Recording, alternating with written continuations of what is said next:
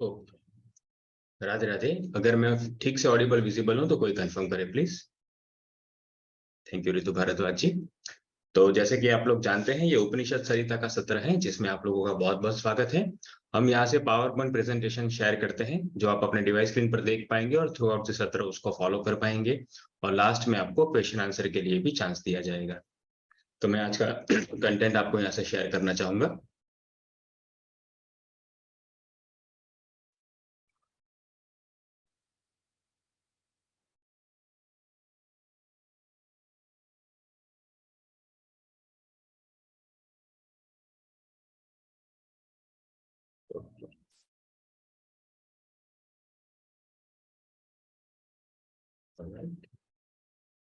तो ये आज की स्लाइड्स हैं, आई होप आप इसे देख पा रहे हैं। ये जो सत्र है ये जेके ऑफ इंडिया की विशेष प्रस्तुति है। पूज्य स्वामी जी की जो जीव कल्याण की का जो मिशन है, उसकी जो भारत की विंग है, उसे हम जेके ऑफ इंडिया कहते हैं, राइट। तो इसके पीछे पूरी एक टीम लगी है जो प्रत्येक सप्ताह इस प्रोग्राम को तो संभव बनाती ही है और प्रतिदिन के ऐसे अनेकों प्रोग्राम्स को संभव बनाती है। तो संपूर्ण जेके ऑफ इंडिया की टीम का मैं हृदयपूर्वक आभारी हूँ कि उनके अथक प्रयास से आज ये संभव हो पाया है। और यहाँ पर हम जो कुछ भी सीखेंगे, जो उपनिषदों की चर्चा करते हैं, ये जगत गुरु श्री कृपालु जी महाराज के तत्व ज्ञान के ऊपर आधारित है। पूज्य महाराज जी इस युग के 5वें मूल ओरिजिनल जगत गुरु हैं। उनसे पहले केवल 4 ही अवतरित पर्सनालिटीज को जगत गुरु की उपाधि से विभूषित किया गया था और श्री महाराज जी को जगत गुरु तम की उपाधि से स्वीकृत किया गया है। तो ये हम सबका बहुत बड़ा सौभाग्य है कि ये हमारे जीवन के समकालीन रहे और हम उनके जीवन के समकालीन रहे। और उन्हीं के द्वारा इंटरनेशनल प्रचारक बनाए गए हैं हमारे स्वामी जी, स्वामी मुकुंदानंद जी, जिनकी आध्यात्मिक प्रेरणा से ये सारे सत्र चलते हैं, आप लोगों को पता ही होगा। और उपनिषद सरिता का जो ये 9 उपनिषदों का प्रवाह है, उसमें हम तैत्तिरीय उपनिषद में है वर्तमान में, ये 8वां उपनिषद है। और आज का जो ये सत्र है वो है 8.16-69, अर्थात 8वें उपनिषद का ये 16वां सत्र है। और संपूर्ण उपनिषद सरिता की जो ये सीरीज है उसका ये 69वां सत्र है, राइट। ठीक, तो आगे चलते हैं।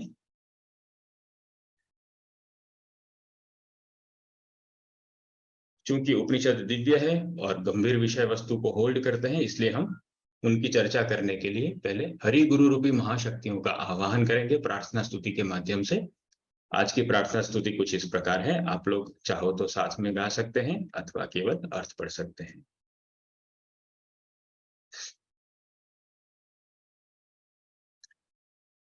गुरौ न प्राप्यते यत्तन्नान्यत्रापि हि लभ्यते, गुरु प्रसादात् सर्वं तु प्राप्नोत्येव न संशयः।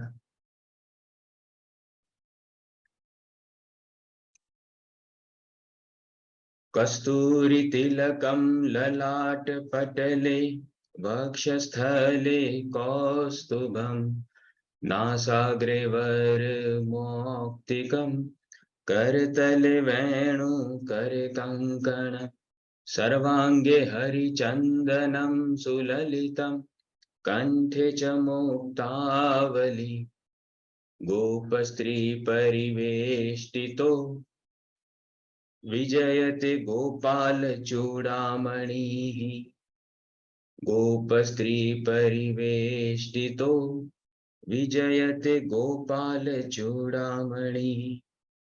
विजयते गोपालचूडामणिः।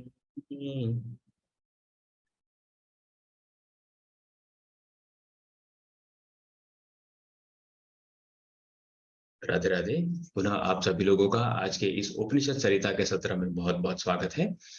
तो प्रार्थना स्तुति में हमने देखा कि प्रथम श्लोक गुरु के ऊपर है, जिसमें हम पाते हैं कि जो गुरु के द्वारा प्राप्त नहीं होता वो और कहीं पर भी प्राप्त नहीं होता, राइट। और जो गुरु के द्वारा प्राप्त हो जाता है, गुरु प्रसाद से सब कुछ ही प्राप्त हो जाता है, उसमें कोई संशय नहीं है। क्यों? क्योंकि गुरु के पास तो योग माया की शक्ति होती है, योग माया की शक्ति से वो माया का योगक्षेम वहन करे, उसमें कौन सी बड़ी बात है, राइट। वो गुरु के लिए सहज होता है जैसा भगवान के लिए होता है, राइट। तो लेकिन गुरु श्रोत्रिय ब्रह्मनिष्ठ होना चाहिए, ओरिजिनल महापुरुष होना चाहिए, केवल थियोरेटिकल मैन नहीं, प्रैक्टिकल मैन हो, वैसे गुरु के लिए ये संभव है, ठीक है। तो जब हमारे जीवन में ऐसे कोई दिव्य गुरु आ जाते हैं, फिर हमें कोई चिंता ही नहीं करनी है क्या मिला क्या नहीं मिला। उसका अर्थ ये नहीं है कि हमें क्रियमाण का उपयोग ही नहीं करना है, लेकिन पूर्ण श्रद्धा के साथ और पूर्ण क्रियमाण के साथ भी अगर हम कुछ जो कुछ भी जीवन सामग्रियों का उपार्जन करते हैं, उसमें अगर कुछ एक वांछित सामग्रियां नहीं भी मिलती है या कोई वांछित व्यक्तियों का संग नहीं भी मिलता है, तो उसमें कोई हल्ला करने की बात नहीं है। हो सकता है ये गुरु ने अपनी योग माया की बुद्धि से कुछ और देखा है फ्यूचर में जो हम नहीं देख पाते, इसलिए ऐसा हुआ है, राइट। तो ये हमें ज्यादा उसमें बुद्धि नहीं लगानी है, बस हमें गुरु प्रसाद से जो मिला है या जो कुछ भी मिला है वो गुरु प्रसाद है, ऐसा समझकर हमें उसका आस्वादन करना है और गुरु सेवा में उसका उपयोग करना है, राइट। तो ये गुरु मिलन की महिमा ही यही है कि उसके बाद हम योगक्षेम वहन की चिंता छोड़ दें और जो कुछ भी मिला है बस उसका सदुपयोग करते रहें और उसे प्रारब्ध मानकर सहर्ष भोगते रहें, राइट। और दूसरा है ये श्री कृष्ण की उसमें रूप माधुरी और गुण माधुरी का वर्णन है। तो ये सब आप लोगों ने ये श्लोक भी देखा होगा कि वो ये सुंदर चंदन से युक्त है, कस्तूरी तिलक है उनके ललाट पटल में और कौस्तुभ मणि है वक्षस्थल में। तो ये सारा उनका रूप का वर्णन है और कह रहे हैं कि वो गोपियों के जो आराध्य है वो इस प्रकार से प्रविष्ट हो रहे हैं, राइट।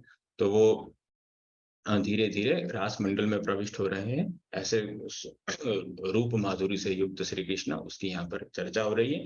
और यही इसी श्री कृष्ण के अगर दर्शन हो जाए तो ही उपनिषदों का जो ये अभ्यास है वो सफल हुआ, करना भी सफल हुआ, कराना भी सफल हुआ, राइट।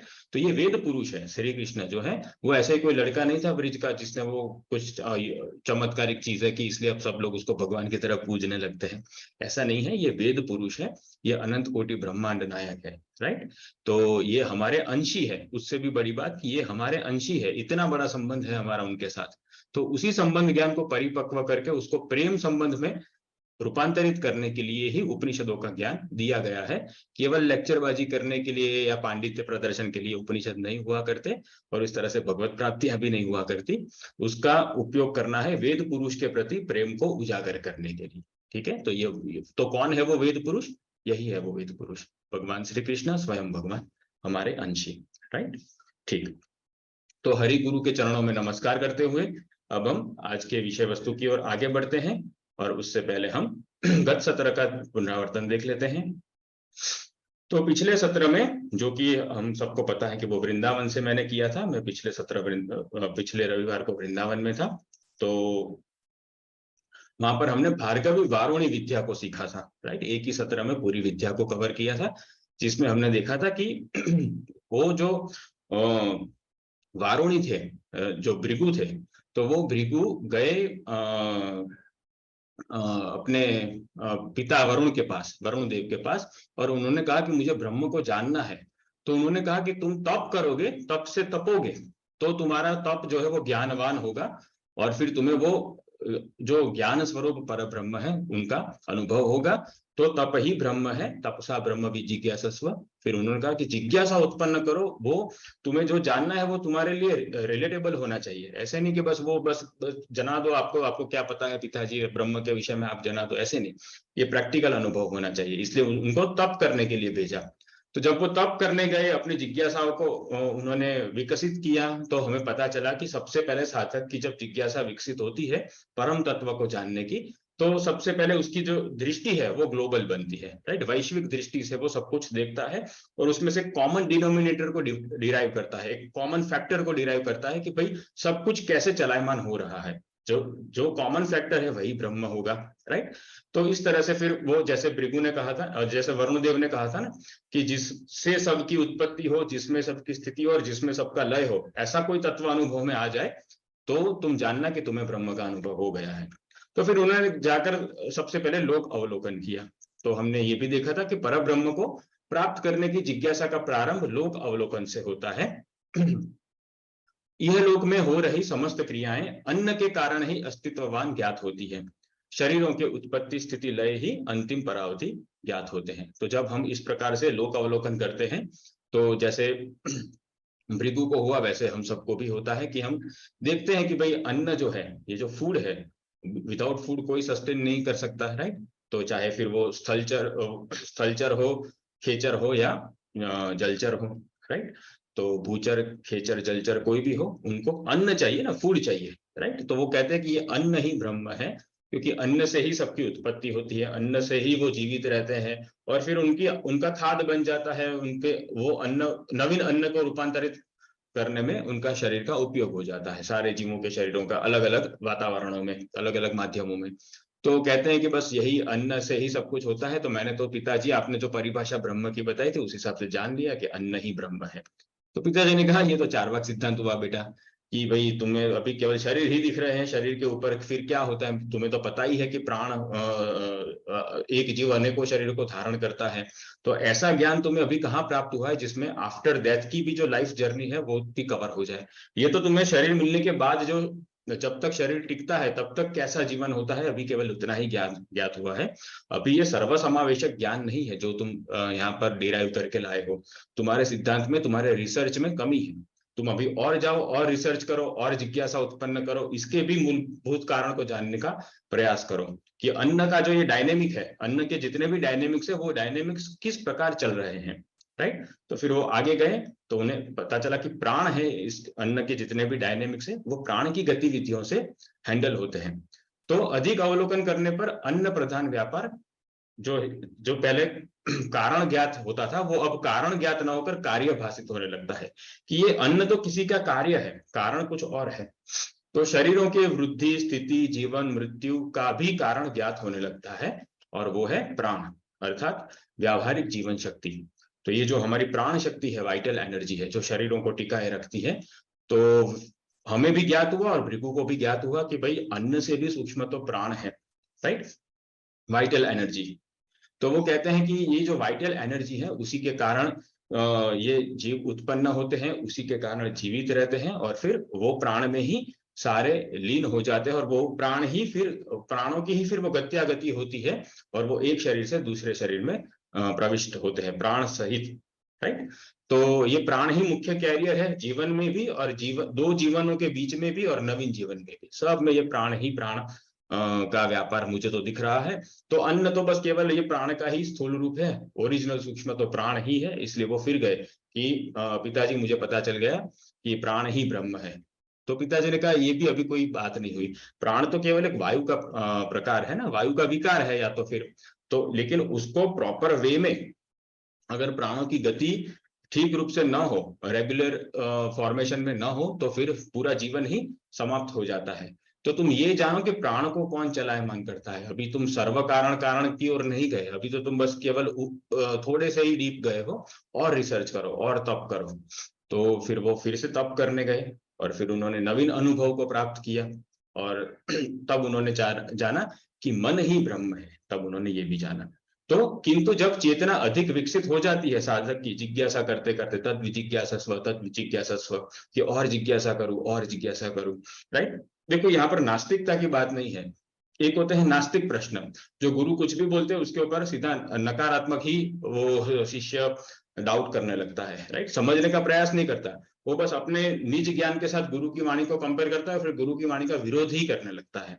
तो जब वो विरोध करने लगता है तो वो नास्तिक हो गया, उसको परिप्रश्न नहीं कहते, राइट। लेकिन हम जिज्ञासा करते करते, प्रश्नों को उत्पन्न करते करते, उसका समाधान करते करते, स्वयं की साधना से, गुरु के तत्व ज्ञान से, सबको मिलाकर जब ये करते हैं, तो वो जिज्ञासा संतुष्ट की ऐसा माना जाएगा, राइट।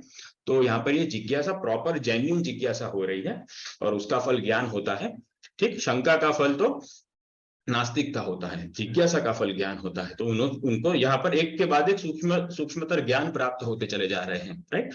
और ये केवल उतना सिंपल नहीं होता कि जंगल में गए, आंख बंद की और फिर वापिस आए और फिर ऐसा अनुभव किया, राइट। इसके पीछे बहुत बड़ी विद्याएं काम में आती है, और बहुत सारी साधना करनी पड़ती है, बहुत मनोमंथन करना पड़ता है, तमाम प्रकार का विवेक अप्लाई करना पड़ता है, तब एक के बाद एक लेयर रिवील होते हैं, और या तो कहो कि अज्ञानता के लेयर्स नष्ट होते हैं और ज्ञान विकसित होते हुए हमारी चेतना में फैलने लगता है, राइट। तो ये बहुत ऊंचा अनुभव है और इसके लिए प्रयास भी बहुत ऊंचे होते हैं। तो पहले तो लाखों साल की आयु हुआ करती थी, तो एक ही जन्म में ये सब हो सकता था, लेकिन आजकल के कलयुग में ये पॉसिबल नहीं है। इसलिए ये जो ज्ञान डिराइव हुआ है ऑलरेडी, पका पकाया माल है, हमें सीधा उसको ग्रहण करना है, राइट। इसको क्रॉस वेरीफाई करके या रीचेक करके टाइम वेस्ट नहीं करना है। ये सब दिव्य ज्ञान है, ये सब सही है, ठीक।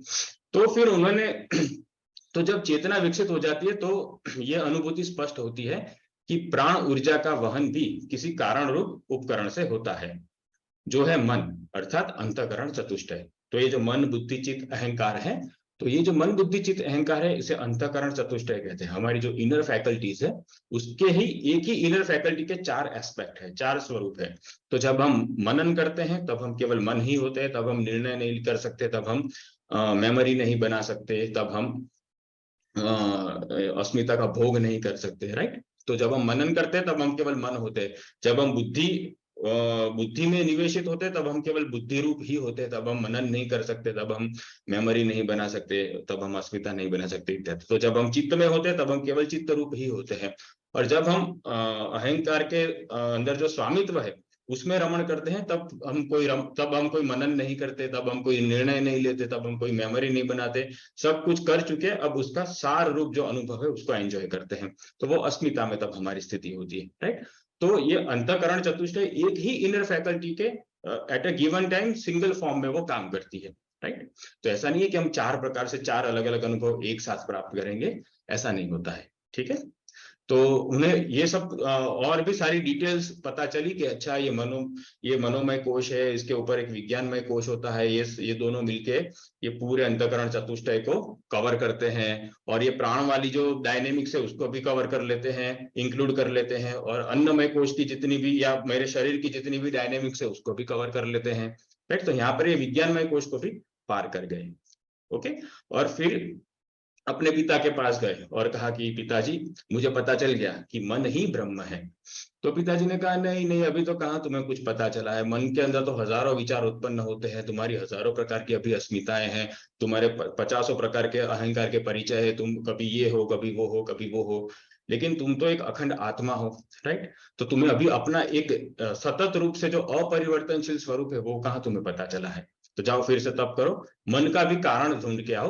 अभी तो तुम बस केवल व्यावहारिक जगत में हो और आंतरिक जो उपकरण है उसके व्यवहारों में उलझे हो। तुम्हें अभी स्वरूप ज्ञान भी नहीं हुआ, तुम्हें ब्रह्म ज्ञान तो क्या ही होगा। जाओ फिर से तपस्या करो और रिसर्च करो, इस मन का भी कारण जानो, अंतःकरण चतुष्टय क्यों काम कर रहा है, जिस तरह से वो काम कर रहा है वो उसको भी रिसर्च के द्वारा खोज निकालो। तो ऐसा बोलकर वापिस भेजा उनको, राइट। तो फिर आगे उनको और पता चला कि अंतःकरण की गतिविधियों की विवेक के प्रकाश में समीक्षा करने पर उनका वेग शांत हो जाता है तथा तन्मय पुरुष आत्म केंद्रीय होकर जान लेता है कि मानस स्पंदनों का भी कारण है स्वयं का संवेद अर्थात विज्ञान, राइट। तो अब यहाँ पर जो ये विज्ञान है ये आत्मा स्वरूप के लिए कहा गया है, विज्ञानमय कोश की बात नहीं। विज्ञानमय कोश तो वो ऊपर ही मनोब्रह्मिति व्यजानात में ही वो क्रॉस कर गए थे, राइट। तो वो कहते हैं कि अंतःकरण की तो जब हम और अंतःकरण के कारण को जानने का प्रयास करते हैं तो हम अंतःकरण की सारी गतिविधियां जो है उससे उपराम हो जाते हैं कि भाई जब इसके कारण को जानना है तो इसके कार्य में प्रवृत्त नहीं रहना है हमें। अगर अंतःकरण की वृत्तियां जो अंतःकरण का कार्य है उन वृत्तियों में हम प्रवृत्त रहेंगे, राइट, उसका नाम ही है वृत्ति, अर्थात जो हमें प्रवृत्त करती है। तो अगर उन वृत्तियों में हम प्रवृत्त रहेंगे तो उसके कारण को कैसे जान पाएंगे, राइट, क्योंकि हम तो प्रवृत्तियों में खो जाएंगे, हमारा सारा अटेंशन डिसिमुलेट हो जाएगा, है ना। इसलिए वो कहते हैं कि मुझे यहाँ से उपराम होना है, मुझे इसके कारण की ओर दृष्टि करनी है। तो वो अंतर्मुखी और अंतर्मुखी इतने अंतर्मुखी हो गए कि वो स्वमुखी ही हो गए, राइट। तो अभी ईश्वरमुखी नहीं हुए लेकिन स्वमुखी तो हो ही गए, मायामुखी थे उसमें से वो स्वमुखी हो गए। तो अब उन्हें पता चला कि एक संबित होता है स्वयं का, जो एक मेरा एक संबित है, मेरा एक ज्ञान है, मेरे ज्ञान के स्पंदनों के हिसाब से ये माइंड डांस कर रहा है। ये माइंड अपने आप में, अगर मेरा संबित इसके अंदर पूरा घुल मिल गया है तो फिर मैं माइंड के अनुसार डांस करता था अब तक, लेकिन जब मैंने वहां से सारी वृत्तियों में से अपने आप को उठा लिया तो मुझे पता चला कि वास्तव में तो मैं ही मन को चला रहा था, लेकिन मन में मैं इतना तद्रुप हो गया था कि मुझे लग रहा था कि मेरा मन ही मुझे चला रहा है। राइट। तो अब ये आत्म स्वरूप या समाधि की जो अवस्था होती है, जहां पर स्वरूप ज्ञान होता है, वहां पर ये पहुंच गए। तो विज्ञानम ब्रह्मेति व्यजानात में वो पहुंचे कि भाई उन्होंने यहाँ पर आनंदमय कोश को भी क्रॉस कर लिया, आनंदमय कोश की अंतिम सीमा पर स्थित हो गए, जहां पर आत्मज्ञान की परोक्ष रूप से अनुभूति होती है। राइट। तो उन्होंने आत्मज्ञान को इस प्रकार स्व प्रयत्न से सिद्ध किया।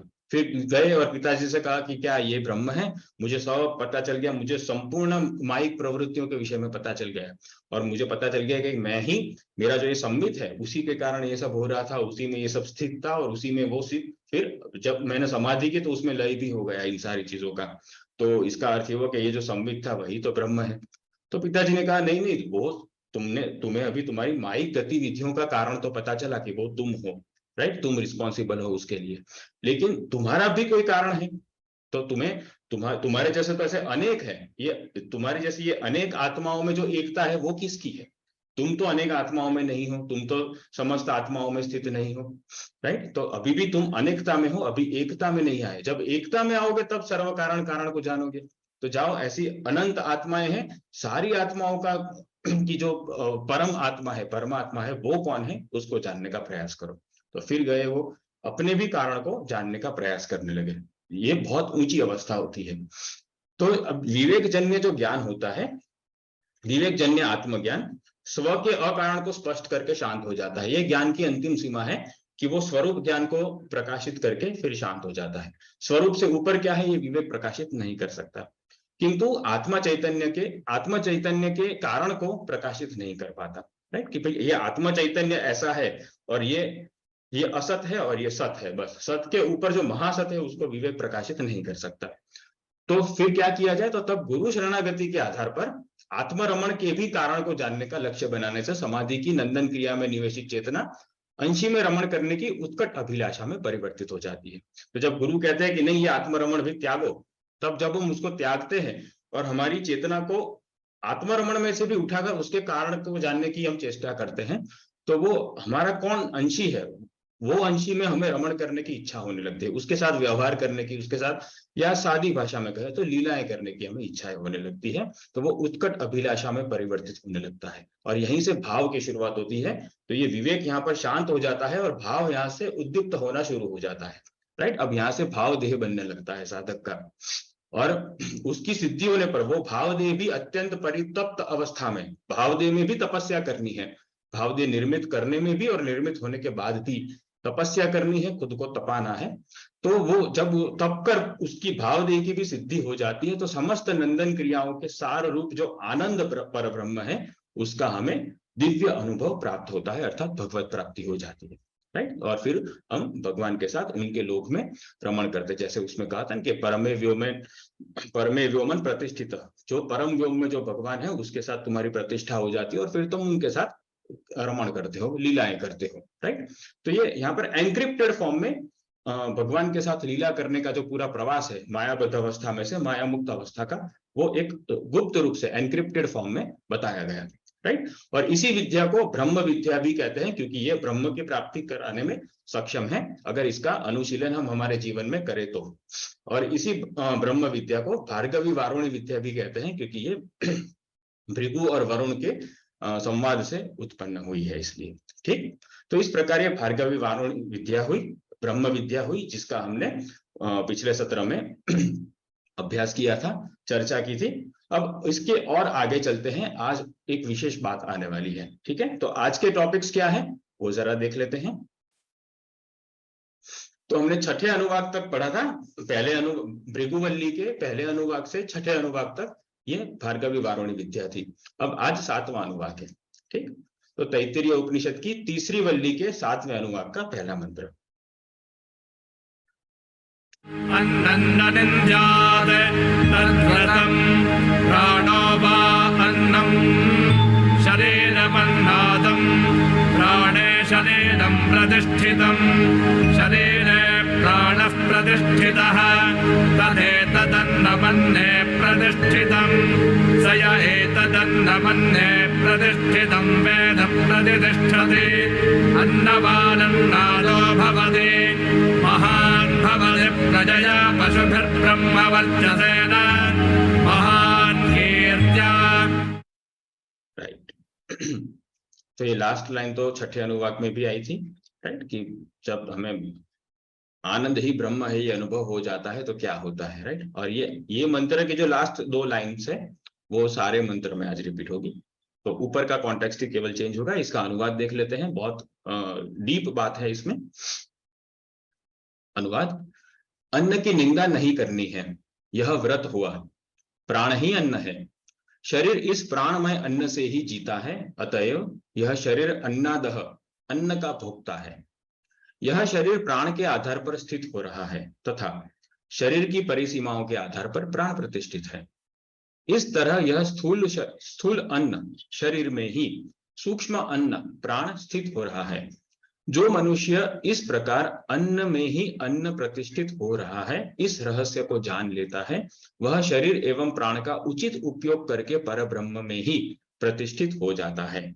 इतना ही नहीं, वह इहलोक में भी अनेकों प्रकार के संसाधनों से युक्त अन्नवान एवं उन संसाधनों को भली भांति उपयोग करने की क्षमता से युक्त अन्नादह हो जाता है तथा वह संतान एवं समृद्धि में व्यस्त रहकर भी अपने ब्रह्म तेज को अक्षुण्ण रखकर उत्तम कीर्ति को प्राप्त होकर महान तत्व को पार कर लेता है, वह वास्तविक महान हो जाता है, राइट। तो ये लास्ट लाइन तो हमने समझी हुई है, लेकिन ऊपर वाली बात आती है कि अन्नम न निंद्यात्, राइट, कि अन्न की निंदा नहीं करनी है। ओके, तो अन्न की निंदा नहीं करनी है, उससे क्या अभिप्राय है? तो ये निंदा शब्द का अर्थ क्या होता है? निंदा होता है किसी को निम्न घोषित करना, राइट, कंपैरिजन करके किसी को निम्न घोषित करना, उसे निंदा कहते हैं। और एक होती है आलोचना, राइट। तो आलोचना क्या होती है कि जब कोई कलेक्टिव फॉर्म में या किसी बड़े ग्रुप में या ग्लोबल लेवल पे कुछ ऐसा करता है जो नैतिक रूप से ठीक नहीं है, राइट, वो कुछ ऐसा करता है जो स्वयं उसके साथ घटित हो तो उसे अच्छा ना लगे, राइट। तो ऐसी कुछ बात होती है जो जिसमें वो अनेकों लोगों को एक साथ दुखी करता है और फिर उसकी जो टीका होती है तो उसे आलोचना कहते हैं। तो यहाँ पर ऐसा नहीं कहा कि अन्न की आलोचना नहीं करनी, क्योंकि अन्न तो उपयोगी वस्तु है, राइट। वो तो कोई कभी ऐसा होता है कि अन्न ने ग्लोबल लेवल पे किसी को परेशान किया हो, राइट, इसलिए यहाँ पर आलोचना की बात नहीं है। लेकिन निंदा जो होती है वो हम अज्ञानतावश कर लेते हैं कि हमें वो दोष की पुष्टि भी नहीं होती और फिर भी हम उसको निम्न घोषित कर देते हैं। तो जैसे अन्न की निंदा करने का अर्थ हुआ कि यहाँ पर अन्न का अर्थ यही है जो हम फूड के फॉर्म में खाते हैं, उसी की बात हो रही है अभी एज सच। तो वो कहते हैं कि ये जो अन्न है उसकी कभी निंदा नहीं करनी है, क्योंकि तुम्हें जो कुछ भी प्राप्त मिला है तुम्हारे एटमॉस्फेयर, तुम्हारे डेमोग्राफिक के हिसाब से, वो तुम्हें चुपचाप ग्रहण करना है और उसमें से जो ऊर्जा उत्पन्न होती है उसका सदुपयोग करना है, राइट। और जब भी हम निंदा करते हैं तो प्राण शक्ति क्षीण हो जाती है, और प्राण शक्ति क्षीण होती है तो फिर ये जो अन्न है वो पूरा जीर्ण अवस्था में नहीं आ सकता है, राइट। जब वो पूरा जीर्ण अवस्था में नहीं आ सकता है तो फिर वो अजीर्ण हो जाता है, अर्थात वो बिना पचा हुआ रह जाता है, और बिना पचा हुआ जो फूड होता है वो और प्राण ऊर्जा को कंज्यूम करता है, राइट, और फिर शरीर को और रोगिष्ट बना देता है। तो ये सारी कुछ बातों को, इस सारे कॉन्सिक्वेंसेस को ध्यान में रखते हुए यहाँ पर कहते हैं कि अन्न की निंदा नहीं करनी है। तो ये व्रत हुआ, तदव व्रतम, राइट। तो ये कहते हैं कि मैंने ऐसा व्रत लिया कि मैं अन्न की निंदा नहीं करूंगा या नहीं करूंगी, तो ये मेरा व्रत हुआ, ऐसा यहाँ पर ऋचा कह रही है, राइट। तो और फिर चूंकि अन्न की निंदा का संबंध प्राण से है, इसलिए फिर आगे वो प्राण से ही कंटिन्यू कर रहे हैं कि प्राण ही अन्न है। तो किस प्रकार प्राण अन्न है? तो कहते हैं कि शरीर इस प्राणमय अन्न से ही जीता है, राइट। तो प्राण ही अन्न है, उसका क्या अर्थ हुआ कि जो हम फूड खाते हैं तो फिर हमारे जो प्राण ऊर्जा होती है वो उसका दहन करती है, उसको जलाती है, राइट, और उसको जलाकर फिर उसको अलग अलग धातुओं में विघटित करती है इत्यादि, और फिर उसमें से नवीन प्राण की उत्पत्ति होती है, क्योंकि प्रत्येक जो फूड होता है वो फूड में भी प्रकृति की प्राण ऊर्जा होती है जो हमारे इंडिविजुअल बॉडी में फिर आ जाती है और बॉडी में ही पूरा एसिमिलेट हो जाती है और तद्रुप हो जाती है। तो ये नवीन प्राण ऊर्जा हम इस तरह से संग्रहित करते हैं या फिर ग्रहण करते हैं फूड के माध्यम से, राइट। इसलिए कहते हैं कि ये जो तुम्हारे प्राण है वही एक प्रकार से अन्न है, और ये जो प्राण है वो अन्न से ही जीता है, अर्थात अन्न को खाकर प्राण जीवित रहता है। अगर अन्न न मिले तो प्राण शरीर को ही खाने लगे और फिर शरीर समाप्त हो जाए। राइट। इसलिए वो कहते हैं कि अन्न सूक्ष्म है और प्राण सूक्ष्म है, और ये जो तुम्हारा फूड होता है प्लेट में वो स्थूल होता है। इसलिए ये जो शरीर है वो अन्नादह है, अर्थात अन्न का भोक्ता है, क्योंकि वो प्राण के आधार पर वो जीता है, क्योंकि शरीर जो कुछ भी एक्टिविटी करता है उसमें प्राण कंज्यूम होने लगते हैं। प्राण कंज्यूम होने के कारण शरीर को प्राण का भोक्ता बताया गया है, राइट। और यदि हम फूड साइकिल को या हमारी फूड सीक्वेंस को डिस्टर्ब करें तो ही प्राण शरीर का भोक्ता बनता है, अन्यथा दैनिक जीवन में शरीर ही प्राण का भोक्ता होता है, राइट। जब शरीर थक जाता है उसका अर्थ है शरीर ने प्राण का भोग कर लिया, अब नवीन प्राण नहीं है, इसलिए थक जाते हैं या भूख लगती है, ये सारी बातें आती हैं। ओके, फिर कहते हैं कि यह शरीर प्राण के आधार पर स्थित हो रहा है, जैसे आगे कहा, और शरीर की परिसीमाओं के आधार पर प्राण प्रतिष्ठित है। और ये जो प्राण है ये ऐसा नहीं है कि बस ऐसे घूम रहे हैं और कभी अंदर आ जाते कभी बाहर चले जाते हैं, ऐसा नहीं है। ये प्राण भी हमारे शरीर की परिसीमाओं के आधार पर ही वहन करते हैं, वो जो नाड़ियों का पूरा नेटवर्क है उसके अंदर, राइट। इसलिए इसकी हमने डिटेल में चर्चा आगे भी की हुई है। और जो पंच प्राण होते हैं, पंच उप प्राण होते हैं, टोटल 10 प्रकार के प्राण होते हैं, तो ये सारी बातें। और तो ये जितने भी प्राण हैं ये सारे प्राण हमारे शरीर की परिसीमा के आधार पर ही प्रतिष्ठित है, अर्थात उसमें टिके हुए हैं और अपना अपना कार्य कर रहे हैं। तो इस तरह यह स्थूल अन्न शरीर में ही सूक्ष्म अन्न प्राण स्थित हो रहा है, राइट। तो ये प्राण भी अन्नमय है, शरीर भी अन्नमय है, ओके, क्योंकि प्राण भी अन्न से ही बनता है और शरीर भी अन्न से ही बनता है, लेकिन शरीर स्थूल है और प्राण सूक्ष्म है, राइट। तो ये तो बट ऑब्वियस है। तो सीधी सी बात है, शरीर तो आईने में दिखता है, प्राण आईने में नहीं दिखते, तो शरीर स्थूल है, प्राण सूक्ष्म है। तो लेकिन अन्न में ही अन्न स्थित हो रहा है, अर्थात स्थूल शरीर में ही ये सूक्ष्म प्राण स्थित हो रहे हैं। तो जो मनुष्य इस प्रकार जान लेता है कि भाई अन्न में ही अन्न प्रतिष्ठित हो रहा है, अन्न में ही अन्न अर्थात ये जो स्थूल अन्न है उसमें सूक्ष्म अन्न प्रतिष्ठित हो रहा है, अर्थात ये जो हमारा शरीर है वो एक बॉक्स है, उसके अंदर ये सूक्ष्म प्राण रूपी अन्न प्रतिष्ठित हो रहे हैं या वहन कर रहे हैं। तो ये अन्न में ही अन्न प्रतिष्ठित हो रहा है, इस रहस्य को जो जान लेता है वह शरीर एवं प्राण का उचित उपयोग करता है और परब्रह्म में ही प्रतिष्ठित हो जाता है, राइट। तो शरीर और प्राण का उचित उपयोग हम कब करेंगे, जब हम ये रहस्य को जान लेंगे कि भाई ये जो प्राण शक्ति है उसी के आधार पर हमारा जीवन चलता है, हमारे दैनिक कर्म हो पाते हैं, और हमारा शरीर प्राणों को कंज्यूम करता है। फूड को तो वो बस एक एलिमेंट्री लेवल पे कंज्यूम करता है, लेकिन अल्टीमेटली वो प्राण को कंज्यूम करता है। इसलिए वो फूड का ठीक ठीक रूप से पाचन हो जाए, वो अजीर्ण अवस्था में न रहे, वो ठीक ठीक रूप से जीर्ण हो जाए, उसका पूरा पूरा दहन हो जाए और सारी वाइटल एनर्जी शरीर में एसिमिलेट हो जाए, एक रूप हो जाए, उसके लिए हमें अन्न की निंदा नहीं करनी है। जो कुछ भी फूड हमें हमारे डेमोग्राफिक्स के हिसाब से, हमारे वातावरण के हिसाब से, हमारे शरीर के हिसाब से जो भी प्राप्त है या जो हमें खाना चाहिए, उसके प्रति हमें ग्रेटफुल रहना है। अगर वो हमारे सामने थाली में आया हुआ है तो हमें उसके प्रति ग्रेटफुल रहना है। ऐसा नहीं कि नहीं मुझे तो पास्ता खाना था और आपने मुझे मक्के की रोटी दे दी, ऐसा नहीं। अगर कुछ आवश्यक वस्तु है जो अभी हमें खानी है तो उसके प्रति ग्रेटफुल रहना है, उसको निम्न नहीं बनाना है, उसकी निंदा नहीं करनी है, राइट। उसको ग्रेट बनाना है, उसको महान बनाना है, उसके प्रति ग्रेटिट्यूड रखे, अहोभाव रखे, ठीक है। तो हमारा जो डेली फूड कंजप्शन है वो इतनी पवित्र एक अग्नि क्रिया है, जठराग्नि से होता है ना ये सब, ये आगे के मंत्र में भी आएगा। तो ये एक पवित्र क्रिया है, ये अपने आप में ही एक यज्ञ है जिसमें हम जठराग्नि रूपी वैश्वानर को प्रसन्न करते हैं। वो इस आहार यज्ञ के यज्ञ पुरुष है वैश्वानर, राइट। तो ये आहार यज्ञ हम प्रतिदिन करते हैं, और उसमें भी अगर हम मूड डाउन करके या मूड ऑफ करके कुछ खाए या अन्न की निंदा करके खाए, तो जैसे यज्ञ में हम बेमनी से बैठते हैं या पुरोहित का अपमान करके बैठते हैं, तो फिर वो यज्ञ से हम क्या ही अपेक्षा रखें। तो ठीक उसी तरह से जब हम फूड की निंदा करते हैं, आहार की निंदा करते हैं, तो फिर हमारे प्राण भी विक्षुब्ध हो जाते हैं और फिर सारी जो गतिविधियां शरीर में वो इरेगुलर हो जाती है, अनियमित होने लगती है, ठीक है। इसलिए यहाँ पर कहते हैं कि अन्नम न निंद्यात्, अन्न की निंदा नहीं करनी है। ऐसा व्रत ले लो कि भाई जो कुछ भी सामने है, अब थाली में जहर तो है नहीं, है तो कुछ अच्छा ही जो नेचर ने बनाया हुआ है, तो चुपचाप खा लेना चाहिए, है ना। तो इसलिए उसकी निंदा नहीं करनी है, चेचे पैपे नहीं करनी है, हमें देखना है कि अगर इसके अंदर न्यूट्रिशन वैल्यू है तो क्यों ना खाया जाए, ओके। तो इस तरह से हमें न्यूट्रिशंस को बैलेंस करते हुए और जो कुछ भी सामने है उसके प्रति ग्रेटफुल रहते हुए हमें ये सब करना है कि भगवान ने आज का मेरा योगक्षेम वहन किया और मुझे ये इतना उत्तम आहार प्रदान किया। ठीक है, तो इस प्रकार से ग्रेटिट्यूड के साथ यज्ञ की शुरुआत हो, आहार यज्ञ की शुरुआत हो, तो फिर वो ऊर्जा भी एकदम सुंदर रूप से, सुचारू रूप से संचारित होती है पूरे शरीर में। ठीक, ओके।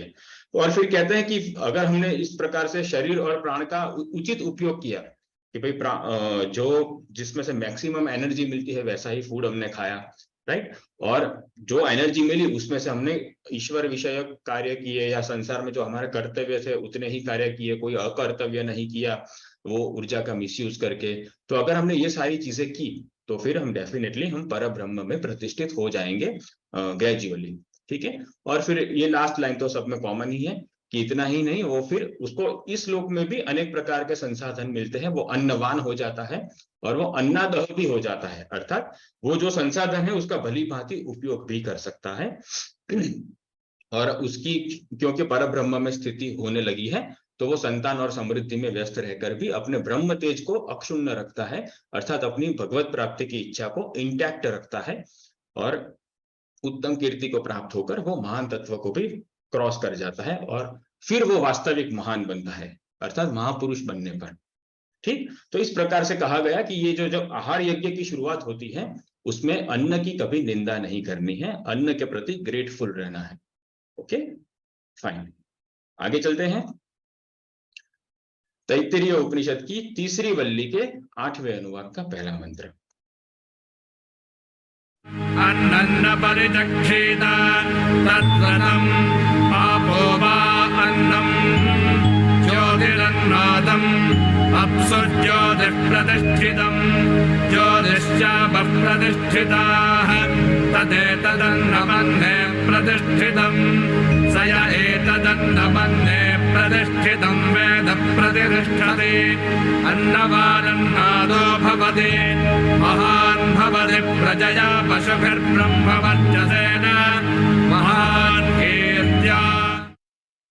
राइट, अनुवाद बहुत उत्तम मंत्र है। अन्न की अवहेलना नहीं करनी है, अवहेलना माने तिरस्कार, अन्न की अवहेलना नहीं करनी है, यह व्रत हुआ।